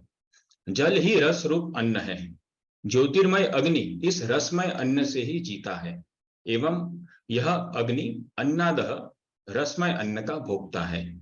यह रसरूप अन्न जठराग्नि के कारण सार्थक हो रहा है तथा यह जठराग्नि रसरूप अन्न के कारण सार्थक हो रहा है। इस तरह यह रसमय अन्न में ही अग्निमय अन्न स्थित हो रहा है। जो मनुष्य इस प्रकार अन्न में ही अन्न प्रतिष्ठित हो रहा है, इस रहस्य को जान लेता है, वह अन्न से अर्जित शक्तियों का उचित उपयोग करके परब्रह्म में ही प्रतिष्ठित हो जाता है। इतना ही नहीं, वह इहलोक में भी अनेकों प्रकार के संसाधनों से युक्त अन्नवान एवं उन संसाधनों को भली भांति उपयोग करने की क्षमता से युक्त अन्नादह हो जाता है तथा वह संतान एवं समृद्धि में व्यस्त रहकर भी अपने ब्रह्म तेज को अक्षुण्ण रखकर उत्तम कीर्ति को प्राप्त होकर महान तत्व को पार कर लेता है, वह वास्तविक महान हो जाता है। राइट, अब यहाँ पर दूसरी बात कही कि अन्न की अवहेलना नहीं करनी है, अर्थात अन्न का तिरस्कार नहीं करना है। या तो फिर हम बेमनी से निंदा करते हुए खा जाते हैं, या तो फिर बिल्कुल ही मेरी चॉइस का नहीं है करके उसको ठुकरा देते हैं। राइट, तो हम न्यूट्रिशंस वैल्यू को फॉलो ना करते हुए हम मेंटल चॉइसेस को फॉलो करते हैं कि भाई उसका अपीयरेंस कैसा है, या तो फिर वो केवल उसका जो फर्स्ट स्टेप है कि भाई अन्न का जिह्वा को टच होना, तो वो जो अन्न जिह्वा को टच होता है वो एक्सपीरियंस कैसा है, बस हम केवल वो एक्सपीरियंस को ही प्राधान्य देते हैं कि क्या वो एक्सपीरियंस मुझे जैसा रोमांचक चाहिए वैसा है या नहीं, फिर अंदर जाके उसको जो करना वो करे, लेकिन वो फर्स्ट टच जो होता है उसका टंग के साथ वो एक्सपीरियंस रोमांचक होना चाहिए। राइट, तो वो ये फूड के साथ हम इस तरह से हमारा संबंध बनाते हैं कि भाई उसका जीवा के तक ही हमारा संबंध रहता है, पूरे शरीर के साथ उसका संबंध नहीं रखते हैं। राइट, अब जीवा में तो अनेकों प्रकार के सेंसर है ना, टेस्ट बर्ड्स है, तो किसी को खट्टा ज्यादा पसंद है, किसी को नमक वाला पसंद है, किसी को स्वीट पसंद है, तो ये सारी बातें होती हैं। राइट, और जो तुरंत ही स्टिम्युलेट हो जाते हैं वैसे टेस्ट बड्स वाले वैसे टेस्ट बड्स जो है उससे एसोसिएटेड जो फूड्स है वो सारे अधिकतर हमारी हेल्थ के लिए नुकसानकारक है, राइट। जैसे ये सब जंक फूड है, फास्ट फूड है, और जो रेस्टोरेंट में मिर्च मसाला मार के देते हैं, ये सारी जो चीजें हैं वो सब एक्चुअली उनकी अवहेलना करनी चाहिए, उनका तिरस्कार करना चाहिए कि नहीं ये स्वास्थ्य के लिए ठीक नहीं है, और ये प्रोसेस्ड फूड है, ये कुदरती फूड नहीं है, प्राकृतिक अन्न नहीं है। तो लेकिन हम उसका तो आदर करते हैं, और जो जिसका आदर करना चाहिए उसकी अवहेलना कर देते हैं, राइट। तो ये उल्टा गणित लगाते हैं और फिर कहते हैं कि भाई हम इतने सारे मेडिकल साइंस में आगे निकल गए हैं, फिर भी ये रोग कम नहीं होते हैं, ये दुख काहे को खत्म नहीं होता भाई, राइट। तो ये दुख वैसे भी खत्म नहीं होगा क्योंकि हम दुख को प्रतिदिन बढ़ाते चलते जा रहे हैं, है ना। क्योंकि जो खाना चाहिए वो खाते नहीं है, तो फिर अंदर जाके तो वो थोड़ा भी जादू करने वाला है, वो तो अपने स्वभाव के अनुसार ही बढ़तेगा, और शरीर अपने स्वभाव के अनुसार बढ़तेगा। अगर उसको लगेगा कि कुछ ऐसी चीज डाल दी है जो मेरे पूरा तद्रुप नहीं कर पाता हूं, ऐसा शरीर को लगेगा, तो फिर वो अपनी सारी ऊर्जा उसके अंदर लगा देगा, है ना। और फिर वो एक जीनेटिक ससेप्टेबिलिटी होती है ना, उसके हिसाब से शरीर का जो अंग जीनेटिकली वीक होगा उसमें सबसे पहले रोग प्रविष्ट होगा, राइट। उसे जीनेटिक ससेप्टेबिलिटी कहते हैं, जो अभी अभी मार्केट में बहुत प्रचलित हुआ है शब्द। तो ये सारा कुछ अन्न के साथ एसोसिएटेड है कि जो अन्न की अवहेलना करनी चाहिए उसको तो हम आरोग्यते हैं, और जो अन्न आरोगना चाहिए उसकी अवहेलना करते हैं। तो ये उल्टे गणित के कारण रोग प्रतिदिन बढ़ते जा रहे हैं, मेडिसिन 50 प्रकार की प्रतिदिन बढ़ती जा रही है, लेकिन ये बंद नहीं होता युद्ध मेडिकल साइंस का, और रोगों का युद्ध बंद तो नहीं ही होता, लेकिन रोग जीतता चला जाता है। ये भी एक बहुत विचित्र बात है, राइट। नए नए रोग ऐसे ऐसे विचित्र उत्पन्न होते हैं कि जिसके लिए फिर से जीरो से रिसर्च करनी पड़ती है साइंटिस्ट को, कि भाई हमने जितने भी केमिकल फॉर्मूलाज ढूंढ निकाले हैं वो केमिकल फॉर्मूलाज ये वायरस को मारने में या ये बैक्टीरिया को खत्म करने में सक्षम नहीं है, अभी और कुछ रिसर्च करना पड़ेगा ताकि इससे जो रोग उत्पन्न होता है वो रोग को हम खत्म कर सके। और जब तक वो रिसर्च चलती है तब तक वो कंटेजियस होता है, उसने लाखों लोगों को चपेट में ले लिया होता है, राइट। तो ये सब कुछ जो होता है वो हमारी ही बैड फूड हैबिट के कारण होता है, राइट। तो इसलिए कहते हैं कि अन्न की अवहेलना नहीं करनी चाहिए, अर्थात उसका तिरस्कार तो नहीं ही करना चाहिए, लेकिन साथ ही साथ वो ऐसा ही फूड हमें स्वीकार करना चाहिए जो हमारे अंदर ऊर्जा को, नवीन ऊर्जा को संचारित करता है, राइट। हमें एनर्जी प्रोवाइड करता है, न कि एग्जिस्टिंग एनर्जी को भी कंज्यूम कर ले, उसके पाचन में एग्जिस्टिंग एनर्जी भी खत्म हो जाएगी। तो फिर वो, और ऐसा अगर बहुत लंबे समय तक चलता रहा, हमारी फूड हैबिट्स को बिगाड़ते हुए सालों तक ऐसा करते रहे, तो फिर एक ऐसे असाध्य रोग में हम फंस जाएंगे जिसका फिर कोई इलाज नहीं होगा, राइट। इसलिए कहते हैं कि इसकी अवहेलना नहीं करनी है, ऐसा ही फूड लो जो इजीली रस रूप बन सके, राइट, जो तुरंत ही रस रूप बन सके, ताकि बॉडी उसको अच्छी तरह से एसिमिलेट कर ले, अपने अंदर तद्रूप कर ले उसको, ठीक है, उसको उसका शोषण करके, ठीक, तो संश्लेषित करके उसको ठीक तरह से अपने अंदर। तो इसलिए यहाँ पर जल से शुरुआत की गई कि जल ही रसरूप अन्न है। तो ये जो जल है प्रवाही रूप बनता है ना पानी, ये अन्न जो हम खाते हैं तो वो हमारे सलाइवा से मिलके वो प्रवाही रूप बन जाता है। तो वो कहते हैं कि वही रस रूप अन्न है। अन्न सबसे पहले रस बनता है, फिर रक्त बनता है इत्यादि, आयुर्वेद में जो कहा गया है। तो वो पहले रस बनता है, जब हम उसको चबाते हैं तो वो विघटित होता है, विघटित होने पर फिर वो रस बन जाता है। तो ये रस रूप अन्न है, और ज्योतिर्मय अग्नि इस रसमय अन्न से ही जीता है। अब वो रसमय बना, जलमय बना, तो उसका दहन करने के लिए अग्नि की आवश्यकता है, क्योंकि जल अग्नि से दहन को प्राप्त होता है। पृथ्वी से जल का दहन नहीं होता, वायु से जल का दहन नहीं होता, आकाश से तो जल का दहन नहीं होता, अरे केवल अग्नि से ही दहन होता है। तो अब वो सलाइवा को निकाल के ओरिजिनल एलिमेंट्स को खींचने के लिए फिर हमारे अंदर जठराग्नि की व्यवस्था की गई है कि भाई ये जो रसमय अन्न है वो भीतर जाकर अपना जो वाटर मॉलिक्यूल्स वगैरह है वो छोड़ के जो जितने भी एलिमेंट्स है या विटामिन वगैरह है उसको फिर विघटित करेगा। तो उसके लिए अग्नि चाहिए, उसको तपाना पड़ेगा, राइट। तो अंदर एक बर्नर रखा हुआ है, राइट। स्टमक के अंदर हाइड्रोक्लोरिक एसिड होता है, या जो हमारे अंदर वैश्वानर होता है उसी का ही ये स्थूल रूप है, राइट। तो उन्हीं के प्रभाव का ये स्थूल रूप है। तो ये रसमय अन्न से ही ज्योतिर्मय जो अग्नि है वो इस रसमय अन्न से जीता है, राइट। और अतएव यह अग्नि अन्नादः रसमय अन्न का भोगता है। तो वो अग्नि क्या करता है, रसमय अन्न को का भोग कर लेता है और फिर प्रॉपर माल सामान बनाता है शरीर के लिए, राइट। तो ये जो अग्नि है, अगर प्रॉपर फूड नहीं मिला या कम फूड मिला है और अग्नि प्रदीप्त है तो फिर एसिडिटी हो जाती है, राइट। तो ये सारी बातें हैं। तो और ये एसिड इतना, क्योंकि वो हाइड्रोक्लोरिक एसिड बढ़ गया तो एसिडिटी हो गई, एसिड बढ़ जाने से, राइट। और ये इतना जलद होता है कि वो पूरे स्टमक को ही खा जाए, है ना। तो ये सब आप लोग जानते ही हैं, बायोलॉजी का सब सारा विज्ञान। तो रसमय अन्न, यहाँ पर उपनिषद कह रहे हैं कि वो रसमय अन्न को फिर पचाने के लिए भीतर जठराग्नि की व्यवस्था की गई है। इसलिए जो अग्नि है वो रस को खा जाता है, इसलिए उसको अन्नादह कहा गया, अर्थात रसमय अन्न का भोक्ता। और यह रसरूप अन्न जठराग्नि के कारण सार्थक हो रहा है। अर्थात ये जो रसरूप अन्न है, जो लिक्विड फॉर्म में अन्न रूपांतरित हुआ, उसकी सार्थकता ये अग्नि के कारण ही है, राइट। वो अपने आप में केवल विदाउट अग्नि के टच होते हुए वो सीधा सीधा अगर निकल जाए इंटेस्टाइन वगैरह से, तो ज्यादा कुछ न्यूट्रिशंस नहीं दे पाएगा। वो अगर अग्नि के थ्रू होते हुए निकले तो ही उसके न्यूट्रिशंस की वैल्यू बनती है, राइट। इसलिए वो कहते हैं कि ये रसरूप अन्न जठराग्नि के कारण ही सार्थक हो रहा है। और दूसरी बात ये भी है कि ये जठराग्नि भी, अगर अन्न न मिले तो ये भी अपने शरीर को ही खा जाए, इसलिए ये जठराग्नि भी रसरूप अन्न के कारण सार्थक हो रहा है, राइट। तो ये दोनों ही अन्नमय है, रसरूप अन्न भी और जठराग्नि भी, दोनों ही अन्नमय होते हैं। इसलिए कहते हैं कि इस तरह यह रसमय अन्न में ही अग्निमय अन्न स्थित हो रहा है। अर्थात रसमय अन्न जो है वो स्थूल है और अग्निमय अन्न जो है वो सूक्ष्म है, क्योंकि रसमय अन्न में जल है और अग्निमय जठराग्नि में अग्नि है, तो जल से सूक्ष्म अग्नि होता है, राइट। इसलिए कहते हैं कि रसमय अन्न में अग्निमय अन्न की स्थिति हो रही है, व्याप्ति हो रही है। तो जो मनुष्य इस प्रकार अन्न में ही अन्न प्रतिष्ठित हो रहा है, इस रहस्य को जान लेता है, वह अन्न से अर्जित शक्तियों का उचित उपयोग करके परब्रह्म में ही प्रतिष्ठित हो जाता है, राइट। तो ये सारी प्रोसेस से जो शक्तियां अर्जित होती हैं अग्नि के प्रभाव से और रसमय अन्न के प्रभाव से, तो वो सारी शक्तियों का फिर वो उचित उपयोग करने लगता है, क्योंकि वो समझने लगता है कि भाई अन्न की अवहेलना नहीं करनी है और ऐसा ही अन्न स्वीकृत करना है जो मेरे अंदर न्यूट्रिशंस को बैलेंस करे, राइट। और उसके लिए वो जल रूप इजीली हो जाए वैसा होना चाहिए। अगर हम ब्रेड वगैरह खाएंगे, वो कितनी ड्राई होती है, उसको लिक्विड बनाने में ही मैक्सिमम सलाइवा खत्म हो जाता है।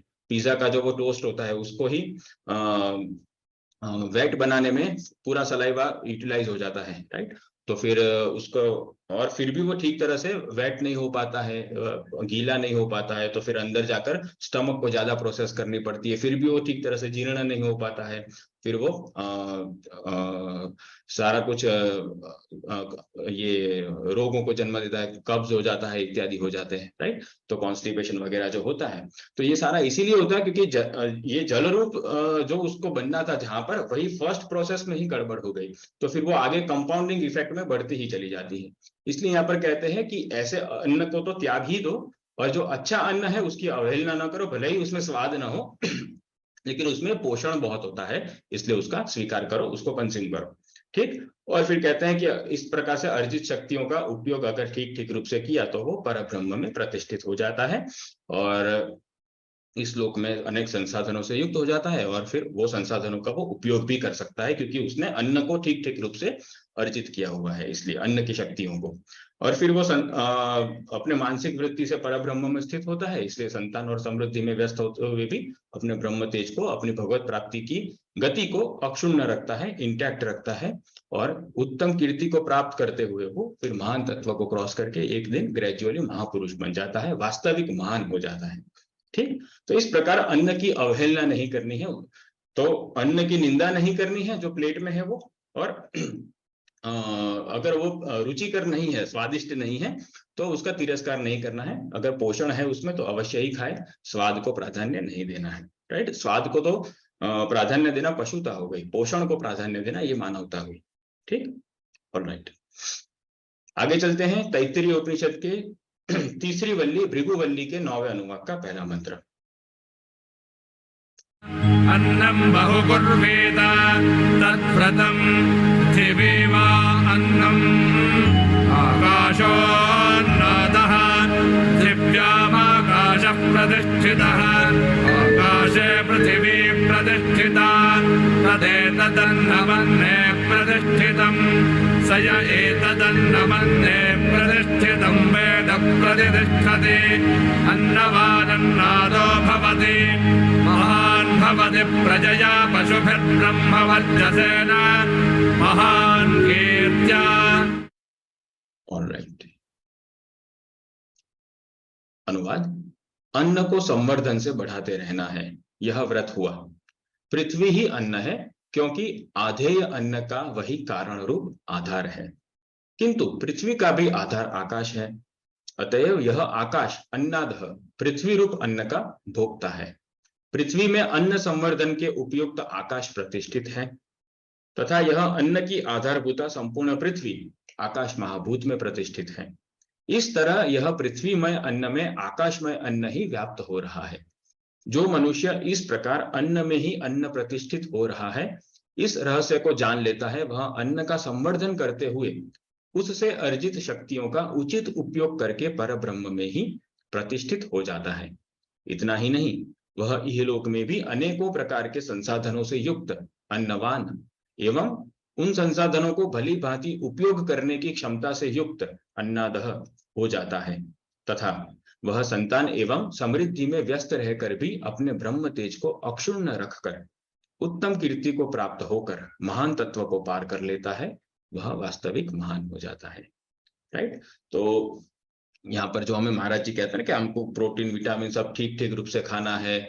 वो जो योगी लोग होते हैं उनको भी पशु की तरह अन्न तो लेना ही पड़ता है। ये सारी जो अन्न विषयक जो एनर्जी लेवल की जो सारी बातें हैं उसका यहाँ पर निरूपण हो रहा है। अब यहाँ पर तीसरा व्रत ले रहे हैं, या हमसे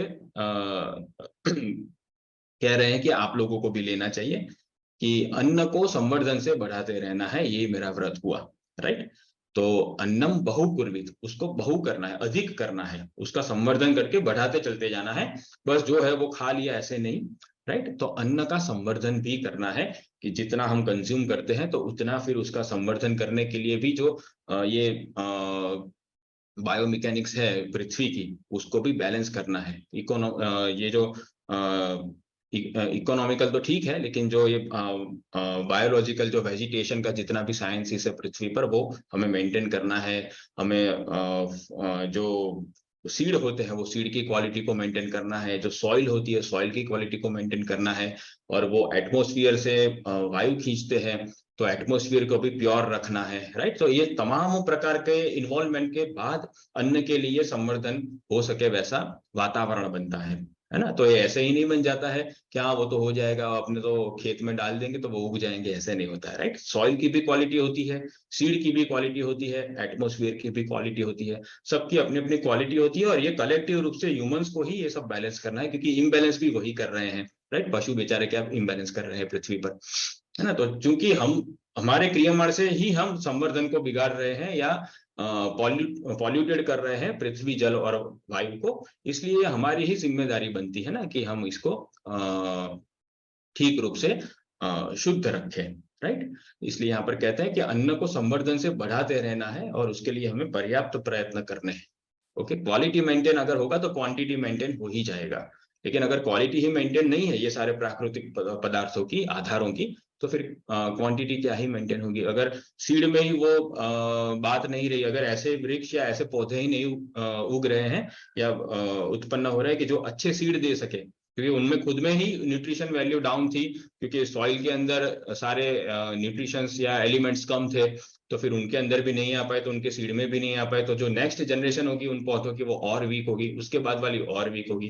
राइट, ये एवरी ईयर बाय ईयर वो डिग्रेड होता चला जाएगा। फिर हमें जीएम फूड अपनाना पड़ता है, फिर जेनेटिकली मॉडिफाइड फूड आता है, जो फॉरेन में तो लगभग वही मिलता है सब जगह। राइट, तो ये सारी बातें इसलिए होती है क्योंकि हम अन्न का संवर्धन करना नहीं सीखे हैं। राइट, विज्ञान तो बहुत आगे बढ़ गया, लेकिन विज्ञान ने प्राकृतिक चीजों को संवर्धन करना नहीं सीखा, लेकिन प्राकृतिक चीजों को डुप्लीकेट बनाना सीख लिया कि भाई पृथ्वी मतलब जो खेत जैसा ही वातावरण एक लिमिटेड लैंड एरिया में हो, जहां पर हम अल्ट्रावायोलेट रेस डाल के 24/7 अन्न को या वेजिटेशंस को उगा सकते हैं, क्योंकि सूर्य तो 12 घंटे ही मिलता है प्रतिदिन, लेकिन हमारे पास ऐसी लाइट्स है कि हम उसको पौधों पर गिराएंगे तो वो जबरदस्ती 24/7 खिलते रहेंगे। है ना, तो वो इस तरह से कहते हैं कि प्रोडक्शन फास्ट हो जाएगा, लेकिन वो ये नहीं समझते कि पौधे भी अपने आप में एक जीवन है, एक इंडिविजुअल लाइफ बीइंग है, उनको भी सोने की व्यवस्था होती है, उनके भी जागने की व्यवस्था होती है, 24/7 उनसे फूड ही उत्पन्न कराते रहना ये कोई बुद्धिमानी नहीं है, उसमें भी फिर वो अल्टीमेटली फूड क्वालिटी या उसके अंदर जो प्राण शक्ति है वो तो डाउन ही हो जाती है। बहुत सारी सूक्ष्म सूक्ष्म बातें इसके साथ जुड़ी हुई है, राइट, अन्न के संवर्धन के साथ। तो वो कहते हैं कि ये अन्न के संवर्धन को प्राकृतिक संपत्ति की रक्षा करते हुए बढ़ाना है, राइट। तो संवर्धन तो पृथ्वी में होगा ना, तो वो तुम्हारी लेबोरेटरी में थोड़ी होगा, इसलिए यहाँ पर पृथ्वी से शुरू करते हैं कि पृथ्वी ही अन्न है, क्योंकि आधे अन्न का वही कारण रूप आधार है, राइट। तो वो कहते हैं कि भाई पृथ्वी जो है वो आधार है और अन्न जो है वो आधे है, अर्थात जिसने आधार को पकड़ा हुआ है उसे आधे ही कहते हैं, राइट।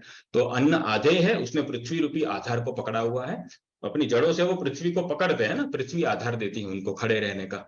तो वो कहते हैं कि पृथ्वी कारण रूप है, लेकिन पृथ्वी का भी आधार आकाश है, राइट। तो वो कहते हैं कि इसलिए आकाश जो है वो अन्नादह सिद्ध हुआ, क्योंकि उसने आधार पृथ्वी को दिया, राइट। तो इसलिए वो अन्नादह सिद्ध हुआ, पृथ्वी रूपी अन्न का वो भोगता हुआ, राइट। तो पृथ्वी को आधार देने वाला, अर्थात पृथ्वी का जो पृथ्वी रूपी जो अन्न है, क्योंकि पृथ्वी से ही सारे अन्न उत्पन्न होते हैं, इसलिए यहाँ पर पृथ्वी को अन्न कहा गया, क्योंकि जितने भी अन्न है सब पृथ्वी से, फिर वो समंदर के हो चाहे पृथ्वी के हो, सारे जो है वो उसके, समंदर में भी वेजिटेशंस को खिलने के लिए वहां पर भी उतना लैंड पार्ट होना चाहिए, राइट। हवा में या पानी में तैरते हुए कोई वेजिटेशन नहीं हुआ करते, राइट। वहां पर भी जहां पर जो भूमि का भाग है, पृथ्वी का भाग है, वहीं से वेजिटेशंस निकलती है, फिर छोटी मछलियां उसको खाती है, फिर बड़ी मछलियां छोटी मछली को खाती है, इस तरह से फूड चेन फिर आगे बढ़ती है, लेकिन उसका जो डाउन रूट कॉज है वो वेजिटेशन ही होता है, और उसके लिए फिर पृथ्वी चाहिए, चाहे समंदर में हो चाहे समंदर के बाहर हो। इसलिए वो कहते हैं कि सारे प्रकार के जो अन्न है वो पृथ्वी पर ही मिलते हैं, पृथ्वी में ही पाए जाते हैं, पृथ्वी के द्वारा ही उगाए जाते हैं, इसलिए पृथ्वी ही अन्न है, और उसका आकाश उससे भी सूक्ष्म है, और ये संपूर्ण पृथ्वी को वो आधार देने वाला है, इसलिए वही अन्नादह है। और पृथ्वी में और फिर कहते हैं कि पृथ्वी में भी आकाश है और आकाश में पृथ्वी है, राइट। आकाश में तो पृथ्वी है, आकाश महाभूत है, उसके अंदर संपूर्ण पृथ्वी विराजमान है, राइट। और ये पृथ्वी के अंदर भी एक ऐसा आकाश है, ये जो वातावरण है और ये जो वायुमंडल में भी आकाश है ना, जिस आकाश में ये वायु, ये सारे वातावरण स्थित है। तो कहते हैं कि पृथ्वी में अन्न संवर्धन के उपयुक्त आकाश प्रतिष्ठित है। पृथ्वी का अपना आकाश न होता तो फिर यहाँ पर भी वैक्यूम हो जाता है, लेकिन पृथ्वी का अपना एक आकाश है, और वो आकाश में ये सारे संवर्धन उपयुक्त वातावरण डेवलप किए जा सकते हैं या मेंटेन किए जा सकते हैं नेचुरल रूप से, राइट। और इसलिए कहते हैं कि इस तरह से यह पृथ्वीमय अन्न में आकाशमय अन्न ही व्याप्त हो रहा है, राइट। तो पृथ्वी भी अन्नमय है और आकाश भी अन्नमय है, राइट। लेकिन पृथ्वी स्थूल है, आकाश सूक्ष्म है, इसलिए कहते हैं कि पृथ्वी में आकाशमय अन्न व्याप्त हो रहा है, राइट। तो जो मनुष्य इस प्रकार अन्न में ही अन्न प्रतिष्ठित हो रहा है, इस रहस्य को जान लेता है, वो अन्न का संवर्धन करते हुए उससे जो अर्जित शक्तियां हैं उसका सदुपयोग करेगा, और पर ब्रह्म के लिए प्राप्ति के लिए उन शक्तियों को लगा देगा, और सारे संसाधनों से युक्त हो जाएगा, और उनको उपयोग करने की शक्तियों से युक्त हो जाएगा, ठीक, अन्नवान हो जाएगा, अन्नादह हो जाएगा, और अपने ब्रह्म तेज को अक्षुण्ण रख के संसार में रहते हुए ही वो भगवत प्राप्ति कर लेगा ग्रेजुअली, ठीक। तो इस प्रकार से यहाँ पर तीसरा व्रत पूरा हुआ, अन्नम बहुकुर्वित, अर्थात अन्न को संवर्धन से बढ़ाना है। तो यहाँ पर हम सब मनुष्यों की इतनी बड़ी जिम्मेदारी, राइट। जैसे देवलोक में देवताओं की जिम्मेदारी होती है, प्रजापति लोक में प्रजापति की और वहां की जनरल पब्लिक की जिम्मेदारी होती है, वैसे ये मानव लोक है, यहाँ पर मानव की जिम्मेदारी है कि ये मानव लोक को वो सुरक्षित रखें, ठीक। अगर ये सुरक्षित नहीं रखेंगे तो पृथ्वी के पास तो सारे रिपेयरिंग सिस्टम है, वो जानती है कि भाई तुम्हारे प्लास्टिक को कैसे खत्म करना है और तुम्हारे ये क्वांटम कंप्यूटर्स को कैसे खत्म करना है, उसको सब पता है, राइट। उसकी इंटेलिजेंस तो भगवान के साथ जुड़ी हुई है, या कहो कि यूनिवर्स के साथ जुड़ी हुई है। तो वो फिर, लेकिन उसके फिर जो रास्ते हैं रिपेयरिंग के, वो हमें अच्छे नहीं लगेंगे, इसलिए बेहतर यही है कि हम ही पृथ्वी का संवर्धन करें, ठीक, ताकि पृथ्वी को ये डिसीजन अपने हाथ में न लेना पड़े। ओके, ऑल राइट, ठीक। अब थोड़ा अनाउंसमेंट देख लेते हैं, इसके बाद आज का लास्ट मंत्र। तो स्वामी जी की ये लेटेस्ट अभी तो यही है, golden rules for living your best life book, एक नवीन पुस्तक का के मुखपृष्ठ का अनावरण हो रहा है, तो उसकी विषय में जानकारी आपको अगले सत्र में दी जाएगी या आने वाले अन्य सत्रों में आपको उसकी जानकारी मिलेगी। और अगर ये पुस्तक आपको ऑनलाइन घर बैठे मंगवानी है तो अमेजोन से ये मिलेगी। इंडिया और यूएसए की ये URL है। आपको ये सारी लिंक्स अभी रितु भारद्वाज जी के द्वारा चैट बॉक्स में मिल जाएगी। और कुछ एक छोटी छोटी अनाउंसमेंट है कि JKO द्वारा जितने सत्र संचालित होते हैं उसकी सारी जानकारी आपको यहाँ से मिल जाएगी। और पूज्य स्वामी जी द्वारा डायरेक्ट उनके डेस्क से आपको साप्ताहिक प्रेरणादायक ईमेल प्राप्त करने हैं। तो ये URL में न्यूज़लेटर का एक सेक्शन है, वहां जाकर आप अपने आप को सब्सक्राइब करा लें तो वो आपको मिलते रहेंगे। और आज के सत्र के उपलक्ष्य में कोई सुझाव देना है, कोई फीडबैक देनी है तो आप ये फीडबैक फॉर्म भर सकते हैं। और कोई प्रश्न आप सार्वजनिक रूप से नहीं पूछ सकते तो आप ये फीडबैक फॉर्म से भी प्रश्न पूछ सकते हैं। अपने सत्र को चूज कीजिएगा ताकि वही सत्र के मॉडरेटर के पास वो प्रश्न जाएगा और आप वही मॉडरेटर आपको उत्तर देंगे। और JKO इंडिया के जीव कल्याण के जितने भी प्रयास हो रहे हैं उसमें आपको अपने स्किल्स का योगदान देना है। तो यहाँ पर वॉलंटियर फॉर्म भर के आप हमें अपनी योग्यता से परिचित कर सकते हैं। समय आने पर आपका संपर्क किया जाएगा। और पूज्य स्वामी जी द्वारा अनेकों पुस्तकें लिखी गई हैं और कई सारे रचनात्मक संस्करण हैं जो आप rgdham.org से घर बैठे ही प्राप्त कर सकते हैं। और संस्था के विषय में अन्य जानकारी प्राप्त करनी है तो ये फोन नंबर है और ये ईमेल आईडी है, आप यहाँ से हमारा संपर्क कर सकते हैं। ठीक, अब आगे चलते हैं। तैत्तिरीय उपनिषद की भृगुवल्ली वल्ली 3 के 10वें अनुवाद का पहला मंत्र।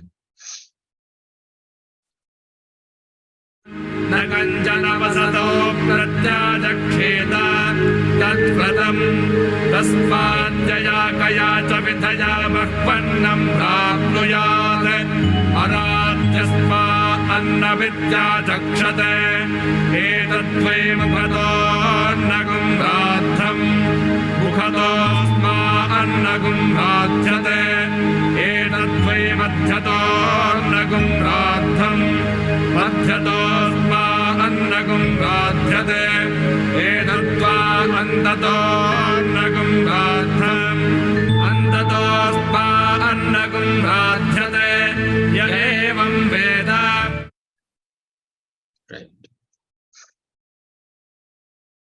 इंपॉर्टेंट अनुवाद। गृह पर आगंतुक किसी भी अतिथि को प्रतिकूल उत्तर देकर उसका तिरस्कार नहीं करना है, यह व्रत हुआ। इसलिए अतिथि सत्कार के लिए जिस किसी भी प्रकार से अनुमान से अधिक ही अन्न उपलब्ध रखना चाहिए, क्योंकि गृहस्थी का धर्म है कि वह आगंतुक अतिथि को भोजन तैयार है ऐसा कहकर उसे तृप्त करे। यदि वह अतिथि को मुख्य वृत्ति से मानसिक शारीरिक सहयोग पूर्वक यह तैयार किया हुआ भोजन देता है तो निश्चय ही इस गृहस्थी दाता को अधिक आदर सत्कार के साथ ही प्रचुर नवीन अन्न प्राप्त होता है। यदि वह अतिथि को मध्यम वृत्ति से केवल शारीरिक सहयोग पूर्वक यह तैयार किया हुआ भोजन देता है तो निश्चय ही इस गृहस्थी दाता को मध्यम आदर सत्कार के साथ ही लघु मात्रा में नवीन अन्न प्राप्त होता है। यदि वह अतिथि को अधम वृत्ति से मानसिक शारीरिक असहयोग पूर्वक यह तैयार किया हुआ भोजन देता है तो निश्चय ही इस गृहस्थी को अधम आदर सत्कार अर्थात तिरस्कार के साथ ही न्यून मात्रा में नवीन अन्न प्राप्त होता है। जो इस रहस्य को जान लेता है वह संकीर्णता जन्य स्वामित्व का त्याग कर उत्तम आतिथ्य सत्कार करके भगवत बुद्धि हो जाता है। राइट।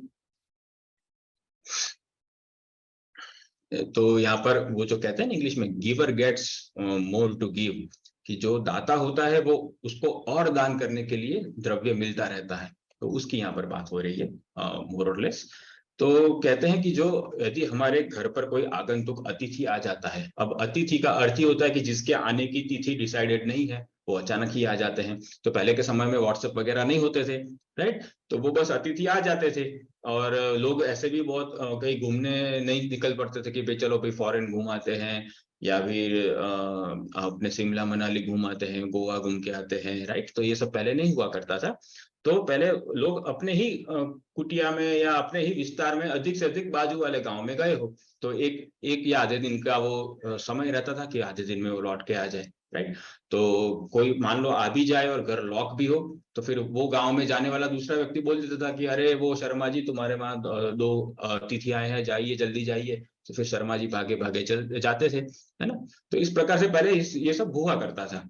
तो जिसके आने की तिथि फिक्स्ड नहीं थी उसे अतिथि माना जाता था, फिर चाहे वो परिचित ही हो चाहे अपरिचित ही हो, लेकिन वो हमारे घर आए हैं तो पहले चल के आते थे ना, तो प्राण ऊर्जा नष्ट हो जाती थी, तो फिर अतिथि को भोजन तैयार है ऐसा कहकर उसकी प्राण ऊर्जा को पुनरुत्थान किया जाता था, उसकी प्राण ऊर्जा को फिर से रिस्टोर किया जाता था, उसको ऊर्जावान बनाया जाता था कि भाई आप आराम करो, विश्राम करो इत्यादि, राइट। तो ऐसा करके उन्हें तृप्त किया जाता था। तो ये गृहस्थी का धर्म है कि चाहे वो अपरिचित ही क्यों ना हो, राइट, तो लेकिन उसमें भगवत बुद्धि करके कि क्या हो सकता है कि ये अपरिचित है लेकिन भगवान ही ये रूप लेकर आ गए हो, राइट। तो पहले अतिथि सत्कार में भी भगवत बुद्धि करके इस प्रकार से उनकी प्राण ऊर्जा को पुनर्जीवित किया जाता था, पुनरुत्थान उसका किया जाता था, राइट। तो इसलिए वो कहते हैं कि गृहस्थी का तो धर्म ही होता है कि जैसे ही अतिथि घर पे आते हैं तो उन्हें बिना खिलाए पिलाए नहीं भेजना है, तो भोजन तैयार है ऐसा कहकर उन्हें तृप्त करना है।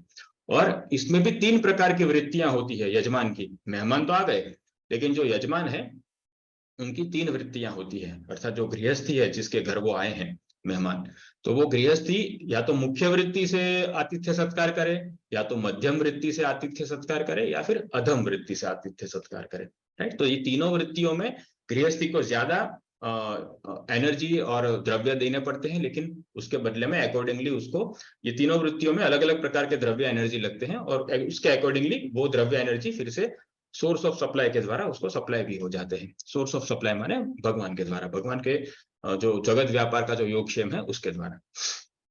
तो यहाँ पर कहते हैं कि अगर मुख्य वृत्ति से उसने आतिथ्य सत्कार किया है, मुख्य वृत्ति क्या हुई कि उसने मानसिक और शारीरिक सहयोग पूर्वक, अर्थात मानसिक रूप से भी वो उसके भाव ठीक है और शारीरिक रूप से भी उसकी क्रियाएं ठीक है, राइट। तो मानसिक और शारीरिक उत्साह पूर्वक यदि उसने आतिथ्य सत्कार किया है तो उसको भी उतने ही आदर और सत्कार के साथ नवीन द्रव्य प्राप्त होगा। कहीं ना कहीं से उसको वो जो कुछ भी जॉब करता है उसका कोई अलग काम मिल जाएगा, या उसको प्रमोशन मिल जाएगा, या कुछ ऐसा आइडिया मिलेगा जिससे वो और द्रव्य उपार्जन कर सके, राइट। तो पहले तो वस्तु विनिमय भी हुआ करता था, तो कोई ऐसी वस्तु मिल जाती थी कि भाई छोटी सी वस्तु के बदले में किसी ने कोई प्रसन्न होकर और बड़ी वस्तु दे दी, राइट। तो इस प्रकार से अनेकों प्रकार से योगक्षेम वहन होता था। और आज तो बस केवल एक ही ट्रांजैक्शन कॉमोडिटी है, केवल मनी है, पैसा है, तो फिर उस प्रकार से भगवान उसको एडजस्ट करते हैं, ठीक है।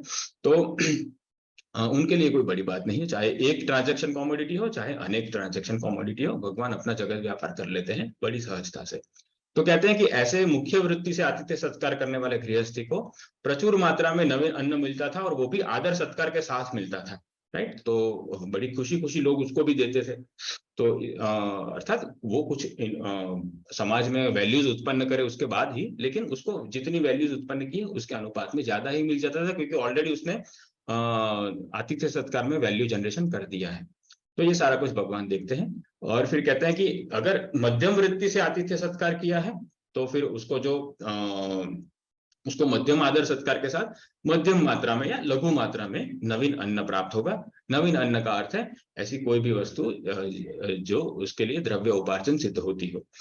और फिर कहते हैं कि अतिथि का अगर अधम वृत्ति से किया है, मध्यम वृत्ति माने केवल शारीरिक सहयोग से, मन से तो बेमनी है, लेकिन गृहस्थ आश्रम की मर्यादा को ध्यान में रखते हुए शरीर से परोसते हैं, ठीक ठीक रूप से मात्रा का भी ख्याल रखते हैं कि कहीं ये भूखे ना हो रह जाए, लेकिन भीतर से भाव ऐसा है कि भाई ये कहाँ आ गए, टपक गए, है ना। तो लेकिन बाहर से मुख में प्रसन्नता रखते हैं, शारीरिक रूप से सब कुछ रखते हैं, लेकिन मानसिक रूप से ठीक नहीं है, उनको अनुकूल नहीं है। तो फिर ऐसे लोगों को फिर मध्यम आदर सत्कार के साथ लघु मात्रा में नवीन अन्न मिलता है। और जो अधम वृत्ति से करते हैं, अर्थात जो मानसिक रूप से भी उनको अच्छा नहीं लगा और शारीरिक रूप से भी एक बार देने को वो दे दिया, फिर दूसरी बार अगर उसने नहीं मांगा तो ठीक है, भाड़ में जाए, और लो मैंने तो अपना काम कर दिया, उसने नहीं मांगा उसमें मैं क्या करूं। ऐसा नहीं कि भाई वो फोर्स करके या प्रेम पूर्वक भाव पूर्वक उसको तृप्त करे, ऐसी कोई उसकी मंशा नहीं होती है, राइट।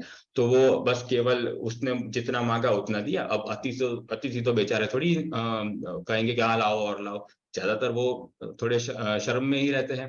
अब वो तो यजमान का कर्तव्य रहता है कि भाई अतिथि की जो लज्जा है उसको तोड़ के उसको बिल्कुल परितृप्त करे, उसकी प्राण ऊर्जा को फिर से जीवित करे। लेकिन ये लोग अधम वृत्ति वाले ऐसा नहीं करते, जितना अतिथि ने मांगा उतना दे दिया, छुट्टी मिली, जाओ अब चलो निकलो, राइट। तो वो रात्रि रुकने के लिए भी नहीं कहते और फिर वो भगा देते हैं या कुछ बहाना बना देते हैं उसको यहाँ से भगाने के लिए। तो ये अधम वृत्ति का आतिथ्य सत्कार हुआ। तो ऐसे लोगों को तिरस्कार के साथ ही मिलता है नवीन अन्न, और वो भी बहुत न्यून मात्रा में। तो इस प्रकार जो इस रहस्य को जान लेता है वो समझता है कि भाई अगर मैं अधम या मध्यम वृत्ति से आतिथ्य सत्कार करता हूं या करती हूं, तो इसका अर्थ ये हुआ कि मेरे अंदर संकीर्णता है, मेरे अंदर संकुचितता है, और मेरे अंदर स्वामित्व है कि ये जो कुछ भी मेरे पोजीशन में है वो ये मेरा है। जैसे मान लो ये कभी छीनने ही ना वाला हो और हमारे अग्नि संस्कार में भी ये साथ में आने वाला हो, राइट, इस तरह से। तो वो स्वामित्व के भाव के कारण ही ये सब संकीर्णताएं या ये जो संकुचितताएं हैं ये छूटती नहीं है, राइट, और संकोच ये छूटता नहीं है। और इसलिए अगर हमें मुख्य वृत्ति से अगर मेहमान का आतिथ्य सत्कार करना है तो हमें सबसे पहले हमारे पोजीशन के ऊपर से स्वामित्व भाव छोड़ना होगा कि अरे ये तो भगवान का दिया हुआ है, भगवान ने ही किसी अतिथि को भेजा है, तो ये सेवा का अवसर है, चलो दे दो उनको, उसमें क्या है, परिचित हो या अपरिचित हो। अगर अपरिचित ठीक ठाक लग रहा है तो उसको भी कुछ देने में या उसकी सहायता करने में कोई आपत्ति नहीं होनी चाहिए, हमें सहर्ष ये सब करना है। तो ये संकीर्णता का त्याग करने के लिए और स्वामित्व के भाव का त्याग करने के लिए ये अतिथि का हमें सदुपयोग करना ये मंत्र सिखाता है। तो ये आतिथ्य सत्कार की गृहस्थी की जो नीति है उसकी बात हुई, ठीक है, ये गृहस्थ धर्म की बात हुई। ऑलराइट, ठीक। तो यहाँ पर ये सारे 4 व्रत आज हमने लिए, तो ये चारों व्रत यहाँ पर पूर्ण होते हैं। अन्न की निंदा नहीं करनी है, अन्न की अवहेलना नहीं करनी है, अन्न का संवर्धन करना है, और अतिथि को प्रतिकूल उत्तर देकर तिरस्कार नहीं करना है, राइट। इस प्रकार ये 4 हुए। अब आज का शब्द विशेष लास्ट। तो आज का शब्द विशेष डेफिनेटली अन्न महिमा ही रहेगा, क्योंकि आज हमने अन्न के विषय में बहुत सारी बातें सीखी। तो ये तो हमने ग्राउंड बनाया कि भाई अन्न का ऐसा ऐसा ऐसा ऐसा फॉर्म है, राइट। लेकिन अन्न की अगर दार्शनिक बात करें कि ये यहाँ पर अन्न शब्द क्यों लिया गया इतना, कि भाई प्राण ही अन्न है, पृथ्वी ही अन्न है, जल ही अन्न है, राइट, अग्नि ही अन्न है, आकाश ही अन्न है। तो ये पृथ्वी, जल, तेज, वायु, आकाश, ये पांच भौतिक स्वरूपों को मिलाकर अन्न की यहाँ पर समीक्षा की गई, ठीक है। तो ये केवल फूड की बात नहीं हो सकती, इसमें कुछ और डीप साइंस भी होनी चाहिए, राइट। तो ये डीप साइंस से ये 4 जो हमने व्रत लिए उसकी क्या महिमा है ये हम समझेंगे। तो उसके लिए अभी हमने जो समझा वो ग्राउंड बहुत जरूरी था वो समझने के लिए, अन्न महिमा समझने के लिए, राइट। वो लोक व्यवहार में जरूरी है। अब ये हमारा परमार्थ बनाने के लिए अगर ये 4 व्रतों का उपयोग किया जाए तो इससे परमार्थ कैसे बनता है, भगवत प्राप्ति के जो संस्कार है वो कैसे बनते हैं, उसका थोड़ा एक छोटा सा दिग्दर्शन कर लेते हैं, राइट। तो ये अब हम अन्न की महिमा दार्शनिक रूप से देखेंगे, ठीक है। तो संस्कृत स्कॉलर्स वगैरह भी ध्यान देंगे यहाँ पर। तो अर्थ, ये अन्न शब्द का अर्थ क्या होता है हमने आगे भी देखा है, लेकिन यहाँ पर फिर से देख लेते हैं। अन्न की जो परिभाषा है वो है अत्ति च अध्यते इति अन्नम, राइट। अत्ति और अध्यते जो ये दोनों करता हो उसे अन्न कहते हैं, राइट। तो क्या होता है ये अत्ति और अध्यते, तो जो भोग्य भी हो, भोग्य माने अत्ति, तो जो भोग्य भी हो और जो भोक्ता भी हो, अध्यते, वही अन्न है, राइट। तो जो भोग्य हो अत्ति और अध्यते, अर्थात जिसको खाया जाए या जो स्वयं ही खाने लगे, जिसको खाया जाए उसे अत्ति कहते हैं और जो स्वयं ही खाने लगे वो अध्यते, राइट। तो जो भोग्य भी है और जो भोक्ता भी है उसे अन्न कहते हैं। अत, ये अत धातु से बनता है ना, अत नह, दैट इज अन्न, ऐसा होता है, उसकी संधि विच्छेद ऐसे होती है, ठीक। तो ये अन्न है। तो इस प्रकार से अगर ये व्यापक अर्थ में हम इसको देखें, भोग्य और भोक्ता के संबंध में, अति अध्यते के संबंध में, तो ये अन्न जो होते हैं वो बहुत प्रकार के होते हैं। केवल हमारी थाली में जो फूड होता है वही नहीं, उसके भी अतिरिक्त बहुत सारे ऐसे पदार्थ हैं जो भोगे भी जाते हैं और जो हमारा भोग भी करते हैं, राइट। तो सबसे पहला प्रकार है इसका लौकिक सामग्री। ये अन्न है वो हमारे आसपास, हमारे निजी दैनिक जीवन में लौकिक सामग्रियों के रूप में भी होता है, ठीक है। कौन सी लौकिक सामग्री, तो एक तो शारीरिक बल हो गया, एक मानसिक बल हो गया, व्यावहारिक ज्ञान हो गया, पद प्रतिष्ठा, भौतिक संसाधन, ये सारे जो हैं ये हमारे अन्न ही है। क्यों? क्योंकि ये सब भोगे जाते हैं और अगर इनका दुरुपयोग करें तो ये हमें ही भोग लेते हैं, राइट। तो इस प्रकार से शारीरिक बल का अगर हमने मिसयूज किया तो शरीर कमजोर हो जाता है, मानसिक बल का भी मिसयूज किया या यूज ही नहीं किया तो भी वो कमजोर हो जाता है। व्यावहारिक ज्ञान को अगर हमने प्रैक्टिस में नहीं लाए तो फिर वो या तो एरोगेंस बन जाता है या तो फिर वो नष्ट हो जाता है। पद प्रतिष्ठा का भी अगर हमने ठीक ठीक रूप से उपयोग नहीं किया, हमारी पद प्रतिष्ठा से हमने ईश्वरीय रुके हुए जो ईश्वरीय कार्य है उसको आगे नहीं बढ़ाया, तो फिर वो पद प्रतिष्ठा हमें हमारे अंदर अहंकार उत्पन्न करके वो सारे नाजायज काम कराने लगती है, राइट। और भौतिक संसाधन जैसे ये लैपटॉप है, मोबाइल है, पंखा, एसी वगैरह है, राइट, तो ये सब भौतिक संसाधन है। तो ये भौतिक बल हुआ एक प्रकार से। तो ये संसाधनों का भी अगर हमने सदुपयोग नहीं किया तो दुरुपयोग की तो इन सब कोई सीमा ही नहीं है, राइट। तो इस प्रकार से ये अति च अध्यते की डेफिनेशन में ये लौकिक सामग्री भी अन्न के रूप में आती है, राइट। फिर दूसरे प्रकार का अन्न होता है पारलौकिक सामग्री। ओके, ये क्या होता है?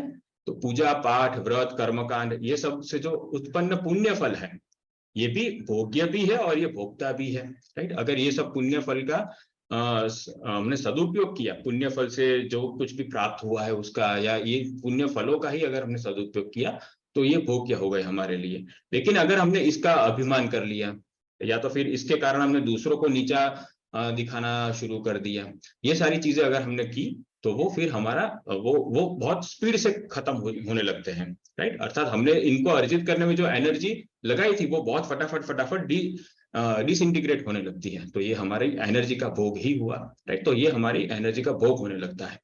और यज्ञ का और दूसरा प्रकार का पारलौकिक अन्न है यज्ञ का विधि ज्ञान। अगर हम दूसरों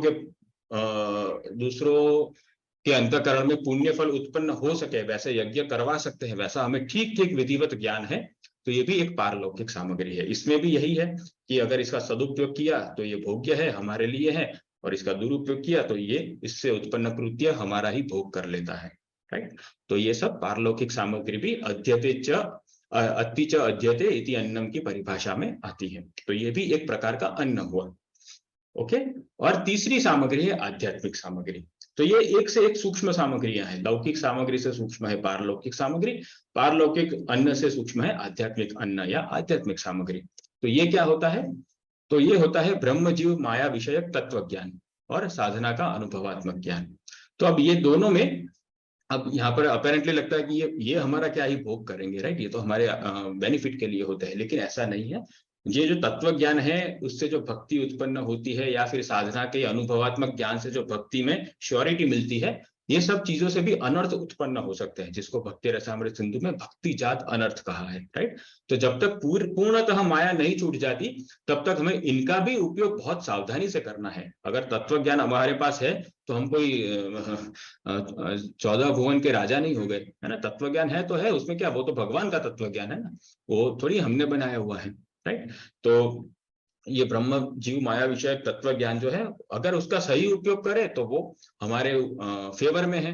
अगर उसके प्रति उसका मिसयूज करे या लोक रंजन में उसको बर्बाद कर दे, राइट, अपनी प्रतिष्ठा को साबित करने में अपने ज्ञान को झाड़ने लगे, किसी ने कुछ पूछा भी नहीं और मेट्रो स्टेशन में भी शुरू हो जाते हैं, रिक्शा में कोई बगल में बैठा है या पब्लिक ट्रांसपोर्ट में कोई बगल में बैठा है उसके साथ शुरू हो जाते हैं, तुम्हें पता है शास्त्र में ऐसा वैसा तैसा करके।